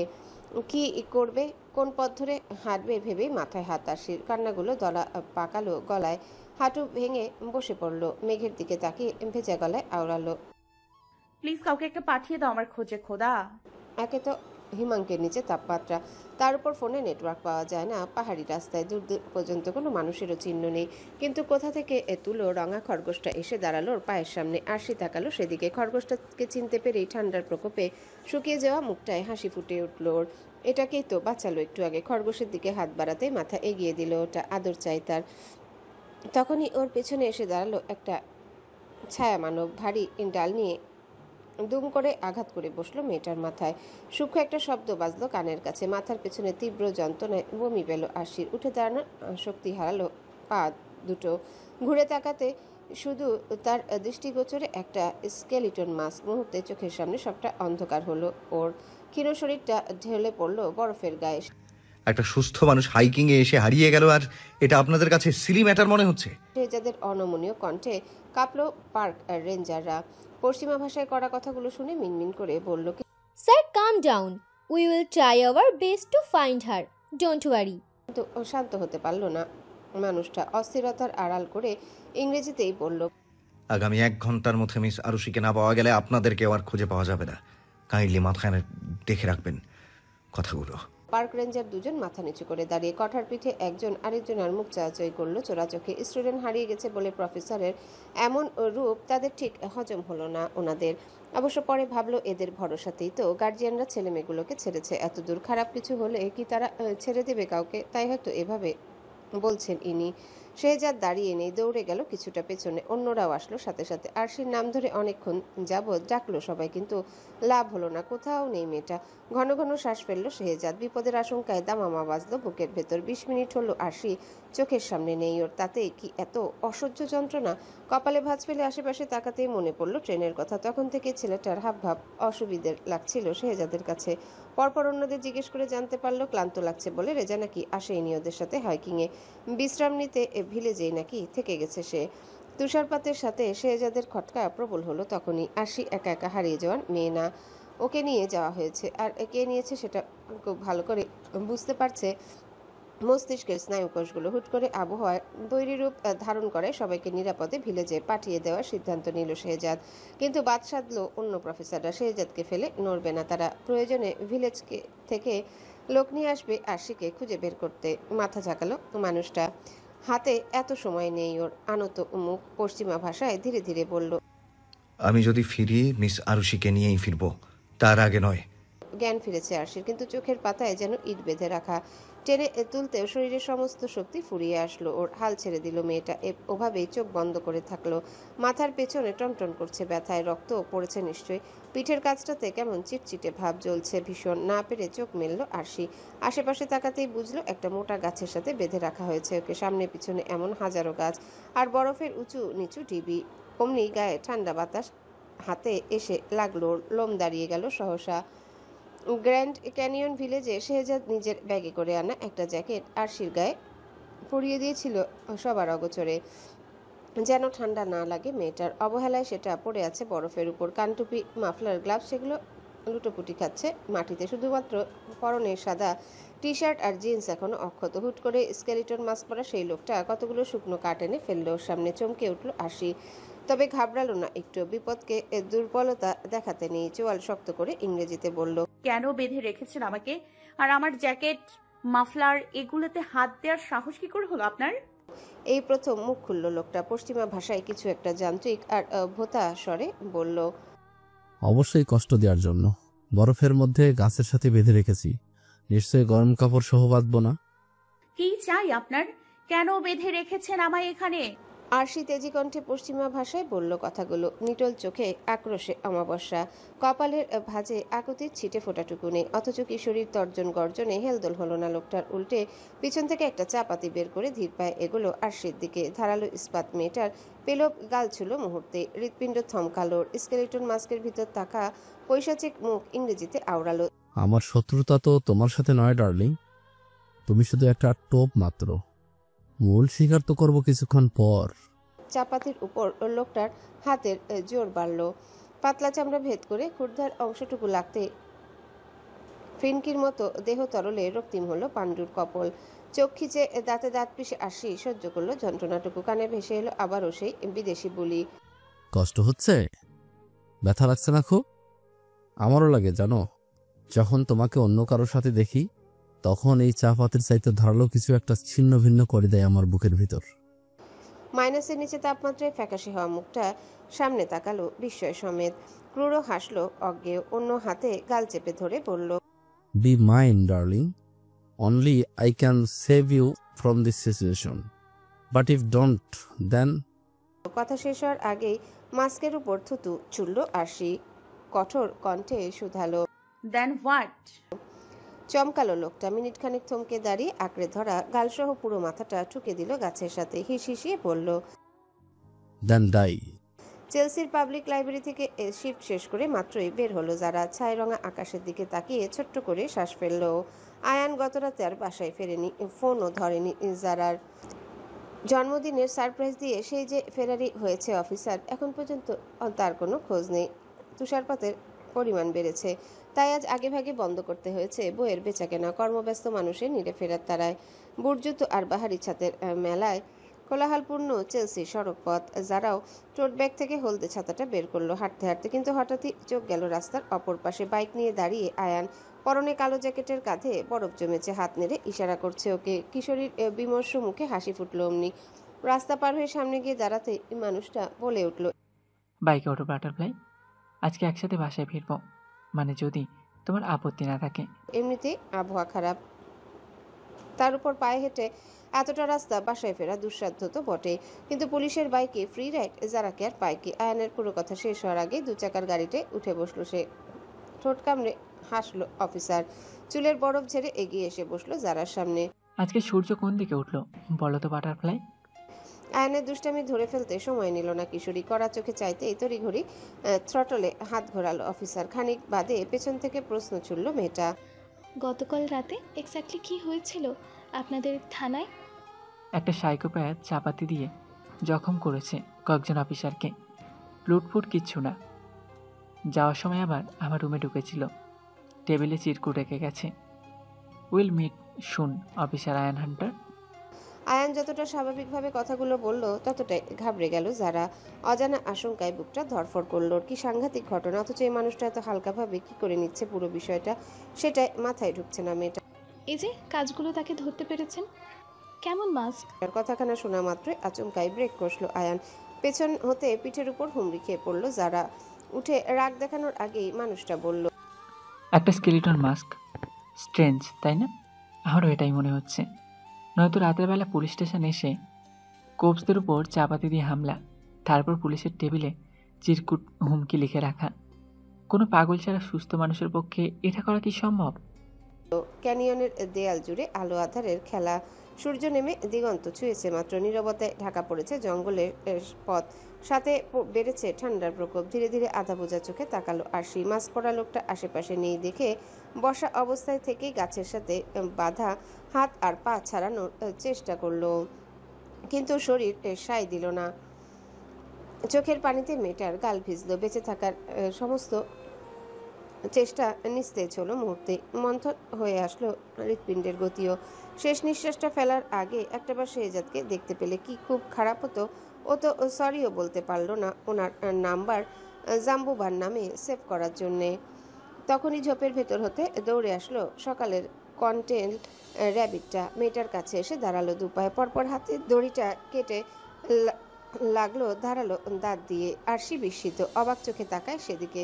হিম হওয়া ঠোঁট কেঁপে ওঠে সামান্য, কিছু বলতে চায় স্থিমিত কণ্ঠস্বর। তবে আজ সে যে শক্তিটুকু নেই সেখানে। হাতের দড়িটা কাটা হলে নিজেই পায়ের বাঁধন খুলল। হাইপোথর্মিয়া জেকে ধরার আগে দেহের সবটুকু বল খাটিয়ে উঠে দাঁড়ালো।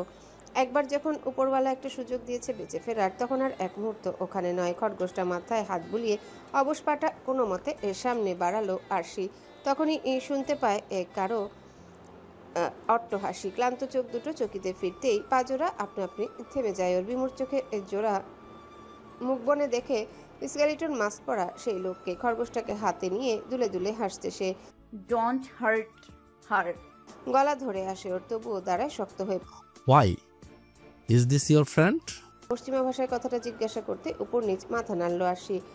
নিজের যা হোক, কিন্তু খরগোশটা যেন বেঁচে থাকে। কিছু একটা ভেবে এগিয়ে আসলো সেই লোক। কন্টেল র্যাবিটটা ওর হাতে দিয়ে তাকালো কাটা গালের দিকে, শুকিয়ে যাওয়া রক্ত জমাট বেঁধেছে সেখানে। ইংরেজিতে বলল, ইস, কতটা কেটেছে দেখেছো?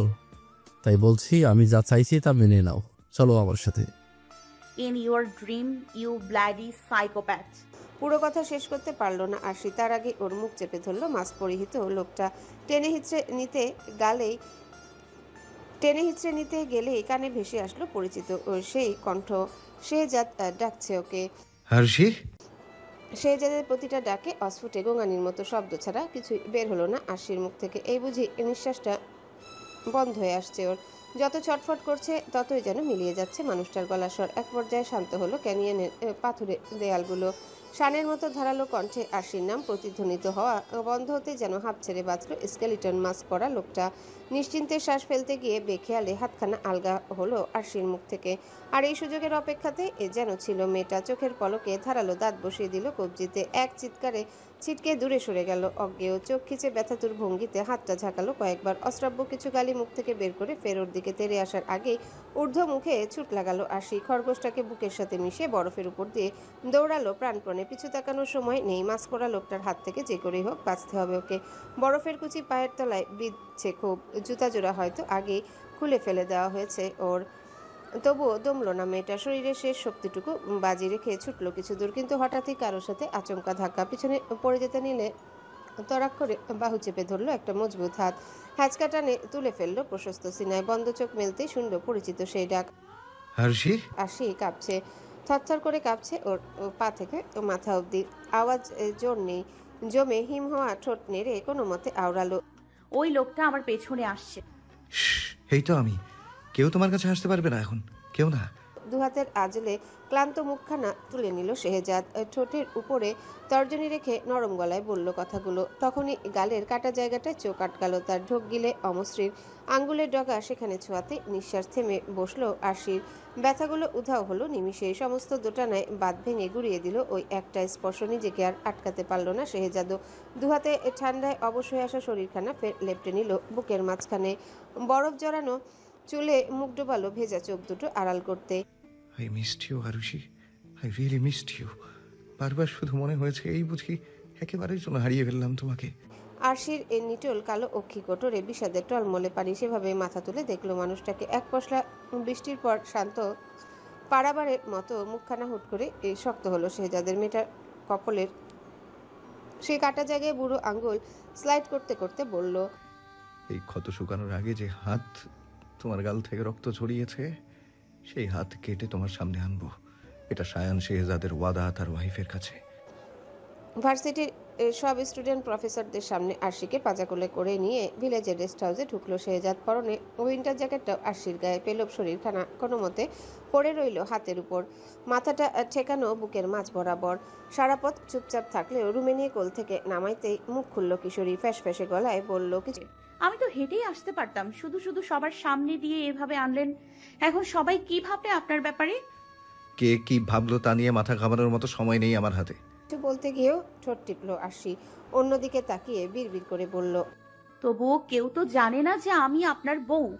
এভাবে কোলে নিয়ে হাঁটলে যে কেউ ভাববে আপনার চরিত্রের সমস্যা। মানুষটা সেসবে মন নেই। দুম করে বেরিয়ে গেল ঘর ছেড়ে। হা করে খোলা দরজার দিকে তাকিয়ে এক টুকরো হতাশা শ্বাস ফেললো মেয়েটা। মনে মনে ভাবলো, জাম্বুবানের যে খানদানি মেজাজ, কথার উত্তর দেবেই না, উল্টা এমন ব্যবহার করবেন যেন রিনা খানের মতো জাদ্রেলে টাইপ শাশুড়ি। ওনাকে দেখে সালাম ঠোকে। পরপর বিছানায় বসতে বসতে আবার নিজে নিজেই বলল, না রে আরশি, এই জাদ্রেল টাইপ শাশুড়ি ধরে বলেই, জাম্বুবান ছিল বলেই আজ তুই এত পটর পটর করতে পারছিস, নয়তো কখন ওই সাইকোটার চাপাতির নিচে চলে যেতি। বাহ, কত বুদ্ধি তোমার মাথায়, কত কিছু বোঝো তুমি, তাই না?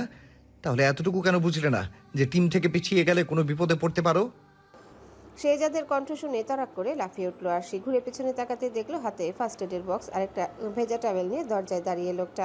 কপালে ভাঁজ ফেলে ওর দিকেই এগিয়ে এলো পরপর। আমি তো স্নোবলকে বাঁচাতে গিয়ে কিছু একটা মনে পড়তে চোখ বড় সড়ো হলো ওর। ফের বলে উঠলো, আমার স্নোবল কোথায়? কে স্নোবল? টেবিলের উপর বক্সটা রাখতে রাখতে শুধালো শেহজাদ। মেয়েটা উদ্ভ্রান্তের মতো তাকালো প্রফেসরের নিরেট মুখের পানে। যে খরগোশটা আমার কোলে ছিল পায়ে চোট লেগেছে ওর, একটু খুঁড়িয়ে খুঁড়িয়ে হাঁটে, আপনিই না কয় ভিলেজে ঢোকার সময় জানেন ও আর আমি কত ভালো বন্ধু, ওর যদি কিছু হয়। আরশির কথার মাঝে ওর মুখের একেবারে কাছাকাছি চলে আসলো মুখটা। আর আমরা? শেহজাদের বেখাপ্পা প্রশ্নে লজ্জায় বোধ হলো কিশোরী। এদিক ওদিক চাইল ওই খুরখার নজরের আড়াল হতে। থাক, বলতে হবে না, উত্তরটা না হয় তোলা রইল, সময় মতো আদায় করে নেব। মাথাটা আরো নুয়ে এলো আরশির। দিরিম দিরিম শব্দ তুলল হৃদযন্ত্রটা। আর স্নোবল খাবার খেয়ে খেলছে বাকিদের সাথে। কেয়ারটেকার ভদ্রলোক তোমার মেহমানের ভালোই যত্ন নিচ্ছেন, এত চিন্তা করতে হবে না। যেন একটু স্বস্তি ফিরল বুকে, কিন্তু আচমকায় দরজায় খিল আটকে দিল মানুষটা। নিজে থেকে ওর গায়ের জ্যাকেটটা খুলে নিয়ে ঝুলিয়ে রাখলো কোট রাখার জায়গায়। ফের কাছে এসে কণ্ঠ খাদে নামিয়ে বলল, স্পঞ্জ করতে হবে পুরো শরীর, বিশেষ করে যেখানে যেখানে চোট পেয়েছো। হুট করে ইতস্তত ভাব এসে ভিড়ল শেহজাদের আনন্দ জুড়ে। আনত মুখে জিভ দিয়ে ঠোঁট ভিজালো, শুকনো ঢোক গিলে ফের চাইলো মেয়েটার চোখ বরাবর।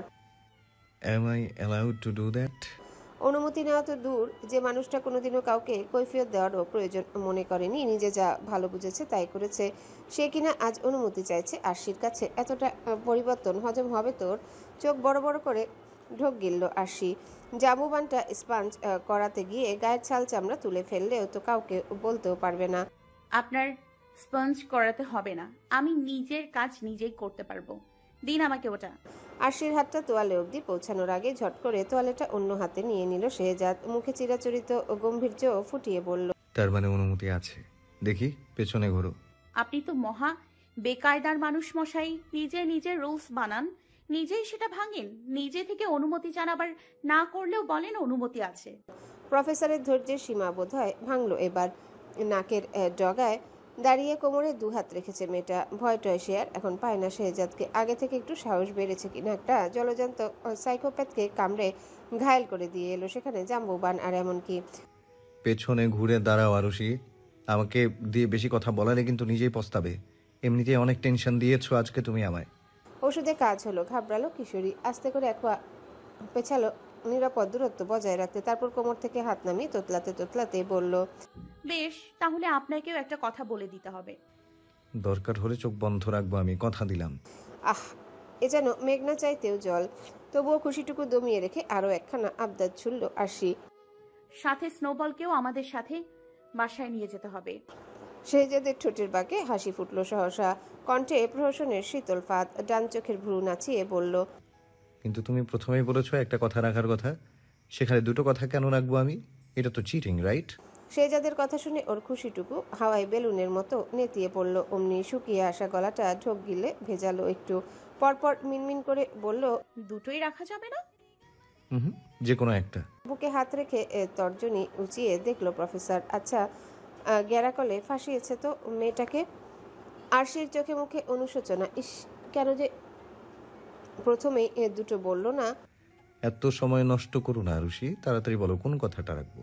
চোখ বন্ধ করে তোমাকে স্পঞ্জ করিয়ে দেওয়ার কথা, নাকি স্নোবলকে বাসায় নিয়ে যাওয়ার কথা? স্নোবলকে ফেলেও যাবে না, তার উপর শেহজাদ একবার যখন বলেছে শরীর মুছিয়ে দেবে, তখন চোখ বন্ধ করে হোক আর খুলে হোক দেবেই। অগত্যা হাল ছাড়লো কিশোরী। ভোস করে শ্বাস ফেলে বলল, ঠিক আছে, যা করার করুন, কিন্তু কথা দিন স্নোবলকে বাসায় নিয়ে যাবেন, নেবেন তো ওকে? প্রফেসর এর আনন্দ জুড়ে জিতে যাওয়ার সুখটুকু আড়াল করলো গম্ভীর কণ্ঠে।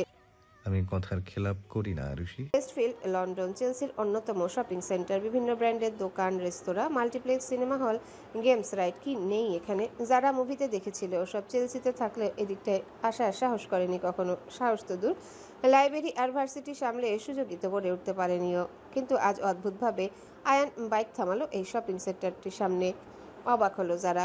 বিমূর চোখ জোড়া একবার চারতলা বিশিষ্ট বিল্ডিংয়ে তো আরেকবার আয়ানের মুখে তাকিয়ে বলল, এখানে থামলেন কেন? আমরা বাসায় যাব না? নেমে বড় বাটারফ্লাই, আজ নয় একটু দেরি করেই ফিরলে বাসায়। কিন্তু মেয়েটার কথা শেষ করার আগেই বাইক থেকে নামলো অফিসার।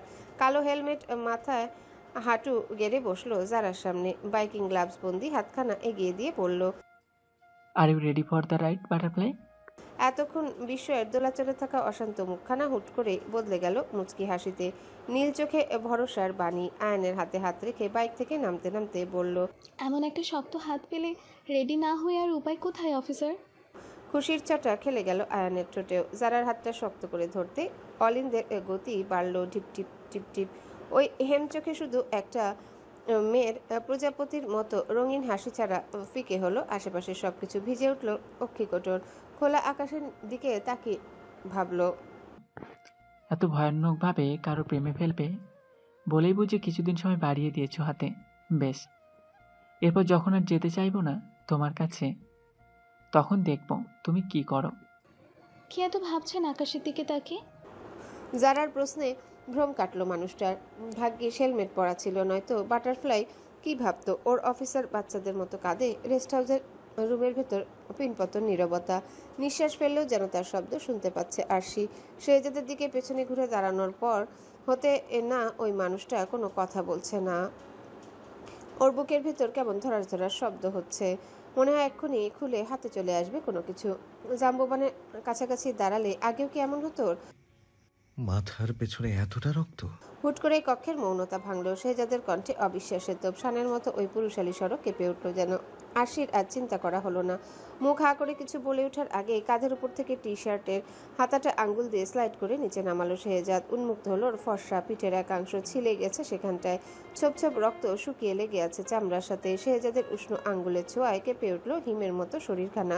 কুণ্ঠারে এসে ভিড় জমালো গলার কাছে, অস্ফুটে আওড়ালো, মনে হয় বরফের ওপর থেকে যখন গাছের সাথে বেঁধেছিল তখনই হয়েছে অমন। চামড়া উঠে গেছে পিঠের। বেশি বাজে লাগছে দেখতে। আরশির চোখে মুখে শঙ্কা। এমনিতেও মা সবসময় ভিডিও কল করে, তার উপর এতগুলো চোটের দাগ। পিঠগুলো না হয় লুকাতে পারবে, কিন্তু গালেরটা যখন কি করে হয়েছে জানতে চাইবে তখন কি বলবে? ও যদি দুশ্চিন্তা করে প্রেশার বাড়িয়ে ফেলে। আরশির অশান্ত কণ্ঠ শুধালো ফের, কি হলো বলছেন না কেন কিছু? এই দাগ আর সারবে না? সেলাই ফেলাই করতে হবে না তো? চোখ বন্ধ করে শুকনো ঢোক গিলল শেহজাদ। পরপর কোনো কিছু না ভেবেই ঠোঁট ছোয়ালো মেয়েটার কাঁধে। আরশি স্তব্ধ, বাকরুদ্ধ হলো গলবিল। পাতলা অধরের বেপরোয়া স্পর্শে সমস্ত শরীরে লোম দাঁড়িয়ে গেল। ওর কাপা স্বরে জিজ্ঞাসা করলো, শুধু অ্যান্টিসেপটিক লাগালেই ঠিক হয়ে যাবে তাই না? ক্যানিয়নের আকাশ জুড়ে মেঘের ঘনঘটা। রাতের শুরুটাই যেন হলো ঝড়ো হাওয়ার মধ্য দিয়ে। সাথে বাড়ল তুষারপাতের মাত্রাও। টিভি চ্যানেলগুলোতে ঝড়ের পূর্বাভাস। শীতের দাপটে দৌড় দিয়েছে মানুষজন। এদিকে ডিপার্টমেন্টের সবাই রেস্ট হাউসের হলরুমে একসাথে হয়েছে আড্ডার আসর জমাতে। তুষার ঝড়ের সম্ভাবনা থাকায় বাইরে টেন্ট লাগিয়ে স্লিপিং ব্যাগে ঘুমানোর আইডিয়া আপাতত বাদ। তার বদলে ঠিক হলো হলরুমে বসেই ট্রুথ অ্যান্ড ডেয়ার খেলবে সবাই। শীতের রাতে এক কাপ গরম কফি, ফায়ার প্লেসের আগুন, তাপ, সাথে ট্রুথ অ্যান্ড ডেয়ার। আহা, এর চাইতে ভালো কিছু যেন হতেই পারে না ক্যাম্পিংয়ে এসে নাইট স্টে করার জন্যে। অন্যান্য প্রফেসর, ডিপার্টমেন্ট হেড, এমনকি প্রিন্সিপালও বাদ যাননি এই সমাগম হতে। বাকিরা যখন হলরুমে উপস্থিত তখনই ডাক পড়ল শেহজাদের। ডিপার্টমেন্টের এই একজন প্রফেসরের উপর মেয়েরা এমনিতেই ফিদা। তা মিস্টার শেহজাদ কোথায়? ডাকো নাকি? পশ্চিমা ভাষায় তাগাদা দিলেন প্রিন্সিপাল। ভদ্রলোক আজকে একটুর জন্য সুগার লেভেল বাড়িয়ে পটল তোলেননি, নয়তো ওনার দায়িত্ব। ক্যাম্পিংয়ে আসা কোনো স্টুডেন্ট হারিয়ে যাওয়া কি চারটিখানি কথা? আজ যদি শেহজাদ খুঁজে না পেত আরশিকে, তাহলে এতক্ষণে ওনাকেও পুলিশের হেফাজতে থাকতে হতো নির্ঘাত। ভদ্রলোক ঠোঁট গোল করে শ্বাস ফেরাতেই দৌড়ে আসলো একটা মেয়ে। হাঁটুতে হাত রেখে ঝুঁকলো কিছুটা, পরপর বিদেশি ভাষায় হাঁপাতে হাঁপাতে বলল, প্রফেসর শেহজাদ ওনার রুমে নেই, আশেপাশে কোথাও নেই। আমি খুঁজে এলাম সব জায়গায় ওনাকে। আরশিকে শেহজাদের কোলে তুলে ফেরার পর থেকে প্রফেসর স্টুডেন্টের সম্পর্ক নিয়ে চাপা গুঞ্জনটা ভালোভাবেই রটেছে প্রত্যেকের মধ্যে। বিষয়টা একদম উড়িয়ে দিলেন না ভদ্রলোকও। একজন স্টুডেন্টের প্রতি কোনো প্রফেসরের এতটা অধিকার প্রবণতা আসলেই চোখে লাগছে ভীষণ। তার উপর সেই মানুষটা যদি হয় শেহজাদের মতো একজন ইয়াং ডেডিকেটেড প্রফেসর, তাহলে তো কথাই নেই। কপালে ভাঁজ ফেলে প্রিন্সিপাল ইতিউতি চাইলেন। হলরুমের কর্নারে কালো হুডি পরা একটা ছেলেকে দাঁড়িয়ে থাকতে দেখে ইশারায় ডাকলেন কাছে। ছেলেটা কাছে আসতে পশ্চিমা ভাষায় জিজ্ঞাসা করলেন, আপনার নাম? রেজা। ও ওয়েল মিস্টার রেজা, মিস আরিশকে একটু ডেকে আনুন ইমিডিয়েটলি। হাঁপাতে থাকা মেয়েটা অবাক চোখে তাকাতেই দাঁত বের করলেন ভদ্রলোক। ইংরেজিতে বললেন, মিস আরশি, এখানে আসলে প্রফেসর শেহজাদও আসবেন এখানে। আলাদা করে আর খুঁজতে হবে না তাকে। বদ্ধ কামরায় আরশির প্রাণ ওষ্ঠাগত। বুকের ওঠানামার গতি অস্বাভাবিক। শিহরিত মস্তিষ্কের প্রতিটা স্নায়ুকোষ। শেহজাদের ঠোঁটের ছোঁয়ায় ছটফটিয়ে উঠল ছোট্ট শরীরটা। গলার স্বরে কাঁপন ধরল ওর। আপনি বললেন না তো শুধু অ্যান্টিসেপটিক লাগালে সারবে কিনা? থামলো শেহজাদ, পাতলা অষ্টপুট কাঁধ হতে সরিয়ে কানের কাছে আনলো, হাসকি স্বরে বলল, আপাতত চুমুতে কাজ হয় কিনা দেখি, তারপরে অ্যান্টিসেপটিক লাগাবো। আচমকায় ভরে ফোটা সদ্য গোলাপের ন্যায় রক্তিম হলো আরশির গাল দুটো, কান দিয়ে স্টিম কুকারের মতো ধোয়া ছুটতেই হড়বড়িয়ে বলল, যে চুমু দাগ সারাতে পারে না সে চুমুর দরকার নেই। আপনি অ্যান্টিসেপটিক এনে দিন আমাকে, আমি নিজেই লাগিয়ে নিব। চাঁদের গায়ে দাগ আছে? কেন হঠাৎ মানুষটা এই প্রশ্ন করলো সেসব না ভেবে ওপর নিচ মাথা দোলালো, কিন্তু যখনই ভাবলো এই বুঝি শান্ত হলো জাম্বুবানটা, তখনই অন্য কাঁধের উপর হতে টি শার্টের হাতাটা আঙ্গুল দিয়ে স্লাইড করে নামালো শেহজাদ। সুতোহীন ফর্সা পিঠের মাঝ বরাবর লাল হয়ে আছে কেমন, শেহজাদের বুকের পাঁজর ভাঙে সেদিকে তাকে। আশিকে নিজের ছায় না রাখতে পারার অপরাধবোধ দলা পাকায় গলার কাছে, তবুও শান্ত কণ্ঠে বলল, পৃথিবীর চাঁদের গায়ে দাগ থাকা সত্ত্বেও সেই চাঁদ যেমন সুন্দর, তার চাইতেও বেশি সুন্দর আমার এই ব্যক্তিগত চাঁদ। আরশি হতবুদ্ধের ন্যায় ঠায় দাঁড়িয়ে, চিন্তা চেতনা দুনিয়া ছেড়েছে ওর। তার মধ্যে হুট করে ছিলে যাওয়া জায়গায় মলমের মতো ঠোঁট ছোয়ালো মানুষটা। ক্ষতের ওপর আদরের প্রলেপ পড়তেই শির দ্বারা বেয়ে শঙ্কার শীতল স্রোত নামলো কিশোরীর। মাথা থেকে পায়ের তালু অবধি খেলে গেল এক শিরশিরে অনুভূতি। শেহজাদ মাথা তুলল, দুকাত ধরে ধীরে সুস্থে আরশিকে ফেরালো নিজের দিকে। মেয়েটার ঠোঁট কাঁপছে, বন্ধ চোখের পাতাতেও ভূমিকম্প উঠেছে যেন। সেসব দেখে মুচকি হাসলো প্রফেসর। পরপর কোনো আগাম সতর্কতা ছাড়াই ঠোঁট ছোয়ালো আরশির গালের কাটা দাগে। গাঢ় একটা চুমু খেলো সেখানে। মেয়েটার বন্ধ চোখ ততক্ষণে ছানা বড়া। শেহজাদ মুখ তুলে মায়াকণ্ঠে বলল, গালের এই দাগ তোমার সাহসিকতা চিহ্ন আরুষি। অন্য একটা প্রাণ বাঁচাতে নিজের লাইফ রিস্ক নিতে বুকে দম থাকা লাগে, যেটা তোমার আছে। I am so proud of you. আরশিরও এবার নিজেকে নিয়ে গর্ব হলো, একটু একটু আনন্দে নেচে কুদে উঠলো বাচ্চাদের মতো। মনটা কথায় আছে, বাঙালি খেতে পেলে শুতে চায়। আরশির প্রশংসা পেয়ে বলে বসলো, কিন্তু তখন যে রুমে ঢুকলেই বকলেন, সেটার কি হবে? সেটার জন্য সরি কে বলবে? শেহজাদ হকচকালো অল্প। সে তো অনেক টেনশন হচ্ছিল বলে একটু বকেছি। বুকে হাত বাঁধলো মেয়েটা, চেহারা গিন্নি গিন্নি ভাব স্পষ্ট, যেন এক্ষুনি সে প্রস্তুত তার কর্তাকে শাসাতে। ওইটা একটু বকা, অন্য কেউ হলে নগদে কান্না করে দিত। যাই হোক, নিন এবার তাড়াতাড়ি সরি বলুন। আরশি অন্যদিকে তাকে কথাগুলো বললেও ঠোঁট টিপে হাসলো শেহজাদ, নিজেও পেছনে হাত গুজে বলল, এত হ্যান্ডসাম বর দিয়ে সরি বলাবে? ভেবে দেখো কিন্তু, পরে আবার আফসোস করো না যেন। মানুষটার কথায় ফিরে চাইলো কিশোরী। কিছু একটা বলতে গিয়েও থেমে গেল আবার। আটকালো শেহজাদের সাদা শার্টের উপর দুটো খোলা বোতামে। লোমহীন ফর্সা বুকের অল্প একটু দৃষ্টিগোচর হতেই ঢাকঢোল পেটানো শুরু হলো বুকের ভেতর। সে হলে হবে, আগে আপনি সরি বলুন। বেশ, মেনে নিল জাম্বুবান, এত সহজে হার মেনে নিল আরশির কাছে। কিন্তু মেয়েটা যে একটু খুশি হতে যাবে অমনি ওর চোখ ফুটবল। অধৈর্যরা চলে গেল শেহজাদের দখলে। কমলার কোয়ার ন্যায় ঠোঁটে ভাগ বসালো এক বলিষ্ঠ পুরুষ, যার এক হাত বিচরণের জায়গা করে নিয়েছে আরশির কোমরে, আর অন্য হাত গালের এক পাশ আলতো করে ধরা। কোনো মতে শ্বাস নেয় মেয়েটা। অধৈর্য হয় মানুষটার শক্তপোক্ত শরীরখানা দূরে সরাতে। অস্থিরতা টের পেয়ে নিজেই সেই সুযোগটা করে দেয় শেহজাদ। আপনাকে আমি সরি বলতে বললাম, সেখানে আপনি এটা কি করলেন? হাপাতে কথাগুলো আওড়ালো আরশি। মানুষটা ঠোঁট কামড়ে দাঁড়িয়ে সেভাবেই বলল, আমি তো সরিই বললাম। এখন আমার সরি বলার কায়দা তোমার পছন্দ না হলে কি করা যাবে বলো? আরশি হতবাক। পড়তে পড়তে এমন ভণ্ড লোকের পাল্লায় পড়লো যে কিনা চুমু খেয়ে বলে সরি বলেছি। এটা নাকি সরি বলার কায়দা? আহত শ্বাস ফেললো মেয়েটা। ও যুক্তিতর্কে পরাজয় স্বীকার করতে দেখলো শেহজাদ তাকিয়ে আছে ওর দিকে। চোখের দৃষ্টিতে আফিমের চাইতেও প্রখর মাদকতা। আবার কি চাইছেন উনি? আরশি শুকনো গলায় ঢোক গিলল বার কয়েক, তবে পেছতে নিলেই শুনতে পেল কারোর দরজা ধাক্কানোর শব্দ। শেহজাদও ফিরে চাইল সেদিকে। কপালে ভাঁজ ফেলে বলল, তুমি দাঁড়াও, আমি দেখছি। যারার পিছন পিছন হাঁটছে আয়ান। মেয়েটা তর্জনী উঠছে, এটা ওটা দেখালো। অফিসারের মন মস্তিষ্ক সবই যেন আটকে ওই নীল চোখে, সরাতেই পারছে না কোনো মতে। আইসক্রিম খাবেন? যারার প্রশ্নে খেয়ে ফিরে আয়ানের। হ্যাঁ হ্যাঁ হ্যাঁ, হ্যাঁ হ্যাঁ, তুমি একটু অপেক্ষা করো, আমি এক্ষুনি নিয়ে আসছি। মানুষটা দাঁড়ায় না, তড়িঘড়ি ছুটে আসে আইসক্রিমের দোকানে। এসে হাত রাখে বুকের উপর। অলিন্দের গতি যেন অলিম্পিকের উসাইন বোল্টকেও হার মানাবে এমন অবস্থা। ঘন ঘন শ্বাস নেয় আয়ান।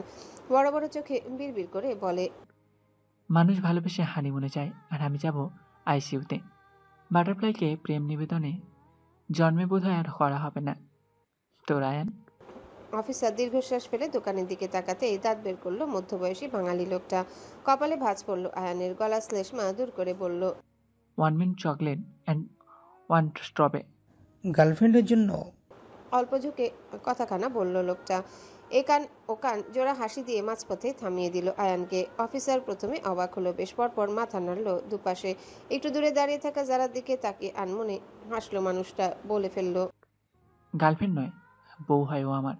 দোকানি মাথা চুলকে আয়ানের চোখ অনুসরণ করে তাকাতেই দেখলো জারাকে। খুব সাধারণের মধ্যে সবার থেকে আলাদা, সবার থেকে ভিন্ন একটা মেয়ে। সকালের মিষ্টি রোদের ন্যায় কি নিষ্পাপ মুখটা। স্যার, ম্যাম তো পুরো পুতুলের মতো। শীতল চোখে লোকটার দিকে তাকালো আয়ান। ওর বাটারফ্লাইয়ের প্রশংসা অন্য কেউ কেন করবে? ঘাবড়ে গেলেন উনি, তড়িঘড়ি বললেন, আপনার সাথে খুব মানিয়েছে ম্যাডামকে। সেটাই বলছিলাম স্যার। আর আমার তো বিয়ে হয়ে গেছে। আপনি শুধু শুধু রাগ করছেন। তার আগে বললেন, বুকে হাত দিয়েছেন কেন? আপনার কি ম্যাডামকে দেখে শরীর খারাপ লাগছে? আশ্বস্ত করায় আয়ানের মুখ স্বাভাবিক হলো। পরপর কিছু একটা মনে পড়তেই বলে উঠল, বউকে কখনো ভালোবাসি বলেছেন? তিক্ত বাস্তবতা মনে পড়তেই শব্দহীন হাসলো মাঝবয়সী লোকটা, কণ্ঠে বিষাদ মিশিয়ে আওড়ালো, আমার বিয়ের বয়স কত জানেন? 15 বছর। তবে আজ পর্যন্ত বউয়ের ভালোবাসি বলতে পারিনি। 10 বছর ধরে এই বিদেশের মাটিতে আছি শুধু ও ভালো থাকবে বলে, ওর কষ্ট কম হবে বলে। লোকে বলবে এটা ভালোবাসা না, কিন্তু সত্যি বলতে আমি ওকে এইভাবেই আমার মতো করে ভালোবাসি। শুধু ওর কাছ থেকে এই ভালোবাসার কথা আর বলতে পারলাম না, এটাই আফসোস। আয়ান চেয়ে রইল দোকানের দিকে। লোকটা ফের বলল, স্যার, আমি বলি কি, বউয়ের ভালোবাসার কথা বলতে আপনিও বেশি সময় নিয়েন না। যা মনে আছে বলে ফেলেন, ম্যাডাম কিন্তু খুশি হবে অনেক। ঠিকই তো, একবার ভালোবাসি বলেই দেখুক না সে। তারপরে যদি রিজেক্ট করে দেয় তখন না হয় হাতে পায়ে ধরা যাবে। আর কিসের আইসিইউ? এত সহজে মরবে নাকি ও? বাটারফ্লাইয়ের জীবনে যা যা মিসিং সব ওকে পূরণ করতে হবে না? আয়নের চোখ মুখের উদাস উদাস ভাবটা গায়েব হলো মুহূর্তেই। ব্যস্ত পায়ে যারার কাছে ছুটে যেতে নিলেই পিছু ডাকলো লোকটা।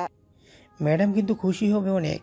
ঝড়ো হাওয়ার সাথে তুষারপাত বেড়েছে বাইরে। শব্দ তুলে পূব থেকে পশ্চিমে তাণ্ডব চালাচ্ছে সমীরণ। ক্যানিয়নের লাল পাথরের দেয়ালে এখন পুরো আস্তর বরফের। গিরিখাদের রহস্যময়তা যেন আরও প্রখর হয়েছে বৈরী আবহাওয়ায়। পর্যটকরা যে যার গন্তব্যে পাড়ি জমালেও ভার্সিটির ছেলেমেয়েগুলো এখনও রেস্ট হাউসে মেতেছে স্পিন দ্য বোতল খেলায়। বোতলের মুখ যার দিকে ঘুরবে তাকেই মোকাবেলা করতে হবে ট্রুথ নয়তো ডেয়ার নামক প্রতিদ্বন্দ্বীকে। এদিকে দরজা ধাক্কানোর শব্দ বাড়ল আরশি রুমের। অগত্যা সুপ্ত কামনের সংযম টানতে হলো শেহজাদকে। আরশিকে ঠিকঠাক হওয়ার সময় দিয়ে ধীর পায়ে এগিয়ে গেল দৌড়ের দিকে, কিন্তু দরজা খুলতে মেজাজ চড়ে বসল ওর। রেজাকে সামনে দাঁড়িয়ে থাকতে দেখে দাঁতে দাঁত পিষল শেহজাদ। হাতের আঙুলগুলো মুঠোবন্দি হলো সহসা। রুম হতে বের হয়ে দরজা ভিড়িয়ে দিল পিছনে। নেহাত কোনো প্রমাণ নেই বলে এক্ষুনি ধরতে পারছে না ছেলেটাকে। শুধু অনুমানের ভিত্তিতে ধরাও যাবে না, প্রমাণ সহ ফিরে গিয়ে আয়নকে বলতে হবে সবটা। তারপর যা করার করতে হবে। নয়তো এতক্ষণে একে এমন শিক্ষা দিত যে আরশিকে কিডন্যাপ করা তো দূর, আরশির নাম মুখে নেওয়ার কথা ভাবার মতো পরিস্থিতি থাকতো না এই ছেলের। কালো হুডির সামনে চেন খোলা, রেজার ভিতরে কঙ্কাল মুখো একটা টি শার্ট, মাথায় ঝাঁকড়া চুলগুলো এলোমেলো। শানিত দৃষ্টি শেহজাদের উপর। জিজ্ঞাসা করলো পশ্চিমা ভাষায়, আরশি কোথায়? বুকে হাত বেঁধে দাঁড়ালো মানুষটা। বিদ্রুপের ছায়া ঠোঁটের বাঁকে। নিজেও সেভাবে বলল, আমার ওয়াইফ কোথায় সে কৈফিয়ত তো আমি তোমাকে দিতে বাধ্য নই মাই ডিয়ার। চোয়াল শক্ত হলো রেজার। তাচ্ছিল্যের সুর গলায় ঝুলিয়ে ঝুঁকে এলো শেহজাদের কানের কাছে। ইংরেজিতে বলল, আপনার ওয়াইফ, যার পরিচয় লুকিয়ে রাখতে হয় পুরো দুনিয়ার সামনে just because you are nothing but damn loser professor, যে কিনা নিজের ওয়াইফের সিকিউরিটিটুকু পর্যন্ত ঠিক মতো দিতে পারে না। How sad. কথা শেষ হতে পারল না রেজার। তার আগে প্রচণ্ড এক ঘুষিতে মুখ থুবড়ে পড়তে হলো ওকে ফ্লোরে। জিভে মেটালিক স্বাদ পেতে বুঝলো ঠোঁট কেটেছে ওর। তবু অসুস্থের মতো হাসলো ছেলেটা। হাতে ভর দিয়ে উঠে দাঁড়ালো কোনো মতে। Eat me as much as you want professor, but the true is true. You are a politic loser. থামলো রেজা। রক্তের দলা থু দিয়ে নিচে ফেলে শেহজাদের বুকে তর্জনী ঠেকালো। ফের বলে উঠল, You don't deserve a professor. Just accept it and give up. মুখটা তখনও নির্লিপ্ত। মানুষটা তখনও নির্লিপ্ত ভঙ্গিতে দাঁড়িয়ে, শুধু বদলে গেল তাকানোর ধরন। ঝড় ওঠার পূর্বে উত্তাল সমুদ্রের মতো প্রগাঢ় হলো ওর চোখের রং। বুকের উপরে ঠেকিয়ে রাখা আঙ্গুলটা হাত দিয়ে সরিয়ে পশ্চিমা ভাষাতেই বলল, যে চোখ দিয়ে আরুষির দিকে তুই তাকাস সেই চোখ উপড়ে ফেলতে আমি দুবার ভাববো না। গিভ আপ করা তো অনেক দূরের কথা। একটু থেমে রেজার কানের কাছে ঝুঁকে আওড়ালো, আমার ওয়াইফের উপর তোর অবসেশন কাজ করে, ভালো কথা। প্রাণে বেঁচে থাকতে চাইলে সেই অবসেশন নিজের মধ্যেই রাখার চেষ্টা কর, নয়তো এরপর থেকে তোর সাথে শুধু আমার হাত কথা বলবে, আমি না। আয়ান বলতে পারলো না ভালোবাসার কথা। জারার কাছে এসে দাঁড়াতেই তালগোল পাকিয়ে গেল। ওর মেয়েটার সামনে আইসক্রিম নিয়ে হাঁটু গেড়ে বসলো ঠিকই, কিন্তু প্রেম নিবেদনের সময় ঘটলো বিপত্তি। Butterfly, will you be my? আসল কথাটাই আটকে রইল গলার কাছে। যারা হতবাক, হতবুদ্ধ, চোখ ফুটবল বানিয়ে তাকিয়ে রইল আয়ানের দিকে। Movie date? Movie date? অপ্রস্তুত হলো আয়ান, অন্যদিকে তাকালো লাল হওয়া গাল দুটো নিয়ে। হাতে গোলাপের বদলে কোন আইসক্রিম। আশেপাশের মানুষজন ওদের দেখছে ঘুরে ঘুরে। ইস, এভাবে কেউ প্রপোজ করে? তাও যদি গলা থেকে ভালোবাসি কথাটা বের হতো। সেখানে কি বের হলো? Will you be my movie date? যারাও নির্ঘাত এখন মুভি টুভি দেখি না বলে না করে দেবে। অফিসার চোখ খিচে রইল প্রত্যাখ্যানের ব্যাখ্যা সইতে, কিন্তু তখনই যারা বলে উঠল, ডিপেন্ড করছে। চোখ খুললো আয়ান, ঘাবড়ে গেল গলা স্বর। এরই মধ্যে এইটুকু হয়েছে মুখখানা। কিসের উপর ডিপেন্ড করছে? আয়নের বোকা বোকা চাহনিতে ঠোঁট টিপে হাসলো মেয়েটা। ছোট ছোট চুলগুলো কানের পিছনে গুজে বলল, এই যদি মুভির টিকিটগুলো আমাকে কিনতে দেয়া হয়, বেশি কিছু না। কিন্তু দেখুন, আপনি অলরেডি আমাকে আইসক্রিম খাইয়েছেন, এবার টিকিট দুটো অন্তত আমাকে কিনে নিতে দিন, না হলে তো সমান সমান হবে না। টিকিট তোমার কিনতে দিলে তুমি রাজি মুভি ডেটের জন্য? তাই তো মনে হচ্ছে। উঠে দাঁড়ালো আয়ান, আইসক্রিম হাতে খুশিতে জড়িয়ে ধরলো যারাকে। কি করবে বুঝতে পেরে ছেড়েও দিল পরপর। সরি বলল কয়েক দফা। অপ্রস্তুত হলো যারাও, তবুও কথা ঘোরাতে আওড়ালো, মারপিট বা হরর কিছু দেখবো, রোমান্টিক মুভি কিন্তু আমার পোষাবে না। মেয়েটা মাইন্ড করেনি তাহলে। এটাই ভাবতেই হাফ ছেড়ে বাঁচল অফিসার। পরপর বুকে এক হাত রেখে মাথা নুইয়ে বলল, জো হুকুম ম্যাডাম। হলরুমে শেহজাদ আসতেই হই হয়ে পড়ে গেল মেয়েদের মধ্যে। এতক্ষণ যেন পানসে পানসে লাগছিল সবকিছু ওদের। শেহজাদ আসায় সরব হলো খেলার পরিবেশ। তাই তো দেরি হওয়া নিয়ে কেউ তেমন মাথা ঘামালো না। তো প্রফেসরদের ধরে নিয়ে গিয়ে বসালো সবার মাঝে। আরশিও আসলো খানিক বাদে, পরনে সাদা হুডি আর পাজামা। গালে, মাথার পেছনে আর পিঠে শেহজাদ অ্যান্টিসেপটিক লাগিয়ে ব্যান্ডেজ করে দিয়েছে একটু আগে। পরপর নিজে হট চকলেট বানিয়ে এনেছে আরশির জন্যে, যেন খেয়ে শরীর গরম রাখতে পারে। ও চকলেটের মগটা এখনও আরশির হাতেই আছে। ভাবছে বাসায় ফিরে একটু থ্যাঙ্ক বলে দেবে জাম্বুবানটাকে। ভণ্ড হলেও জাম্বুবানের মনটা অনেক ভালো। খেলা শুরু করা যাক আবার তাহলে।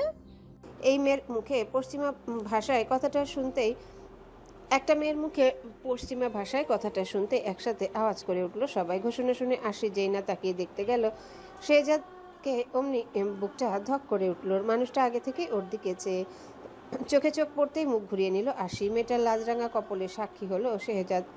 আরশি লজ্জা পাচ্ছে বুঝতে পেরে আনন্দ মুখে ঠোঁট কামড়ে হাসলো সেও। তখনই কেউ একজন আরশিকেও ধরে বসিয়ে দিল খেলায়। টেবিলের এই মাথায় আরশি ও মাথায় শেহজাদ। মানুষটার ব্যাধের দৃষ্টি এবার পুরোপুরি ওর উপর।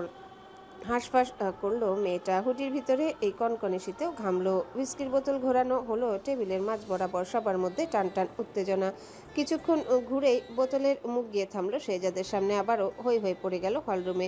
খেলার নিয়ম অনুযায়ী ডেয়ারের বদলে ট্রুথ বেছে নিল প্রফেসর। পরপর পাশ থেকে একজন বলে উঠল পশ্চিমা ভাষায়, প্রফেসর, আজ আপনাকে বলতেই হবে আপনার ভালোবাসার মানুষের নাম।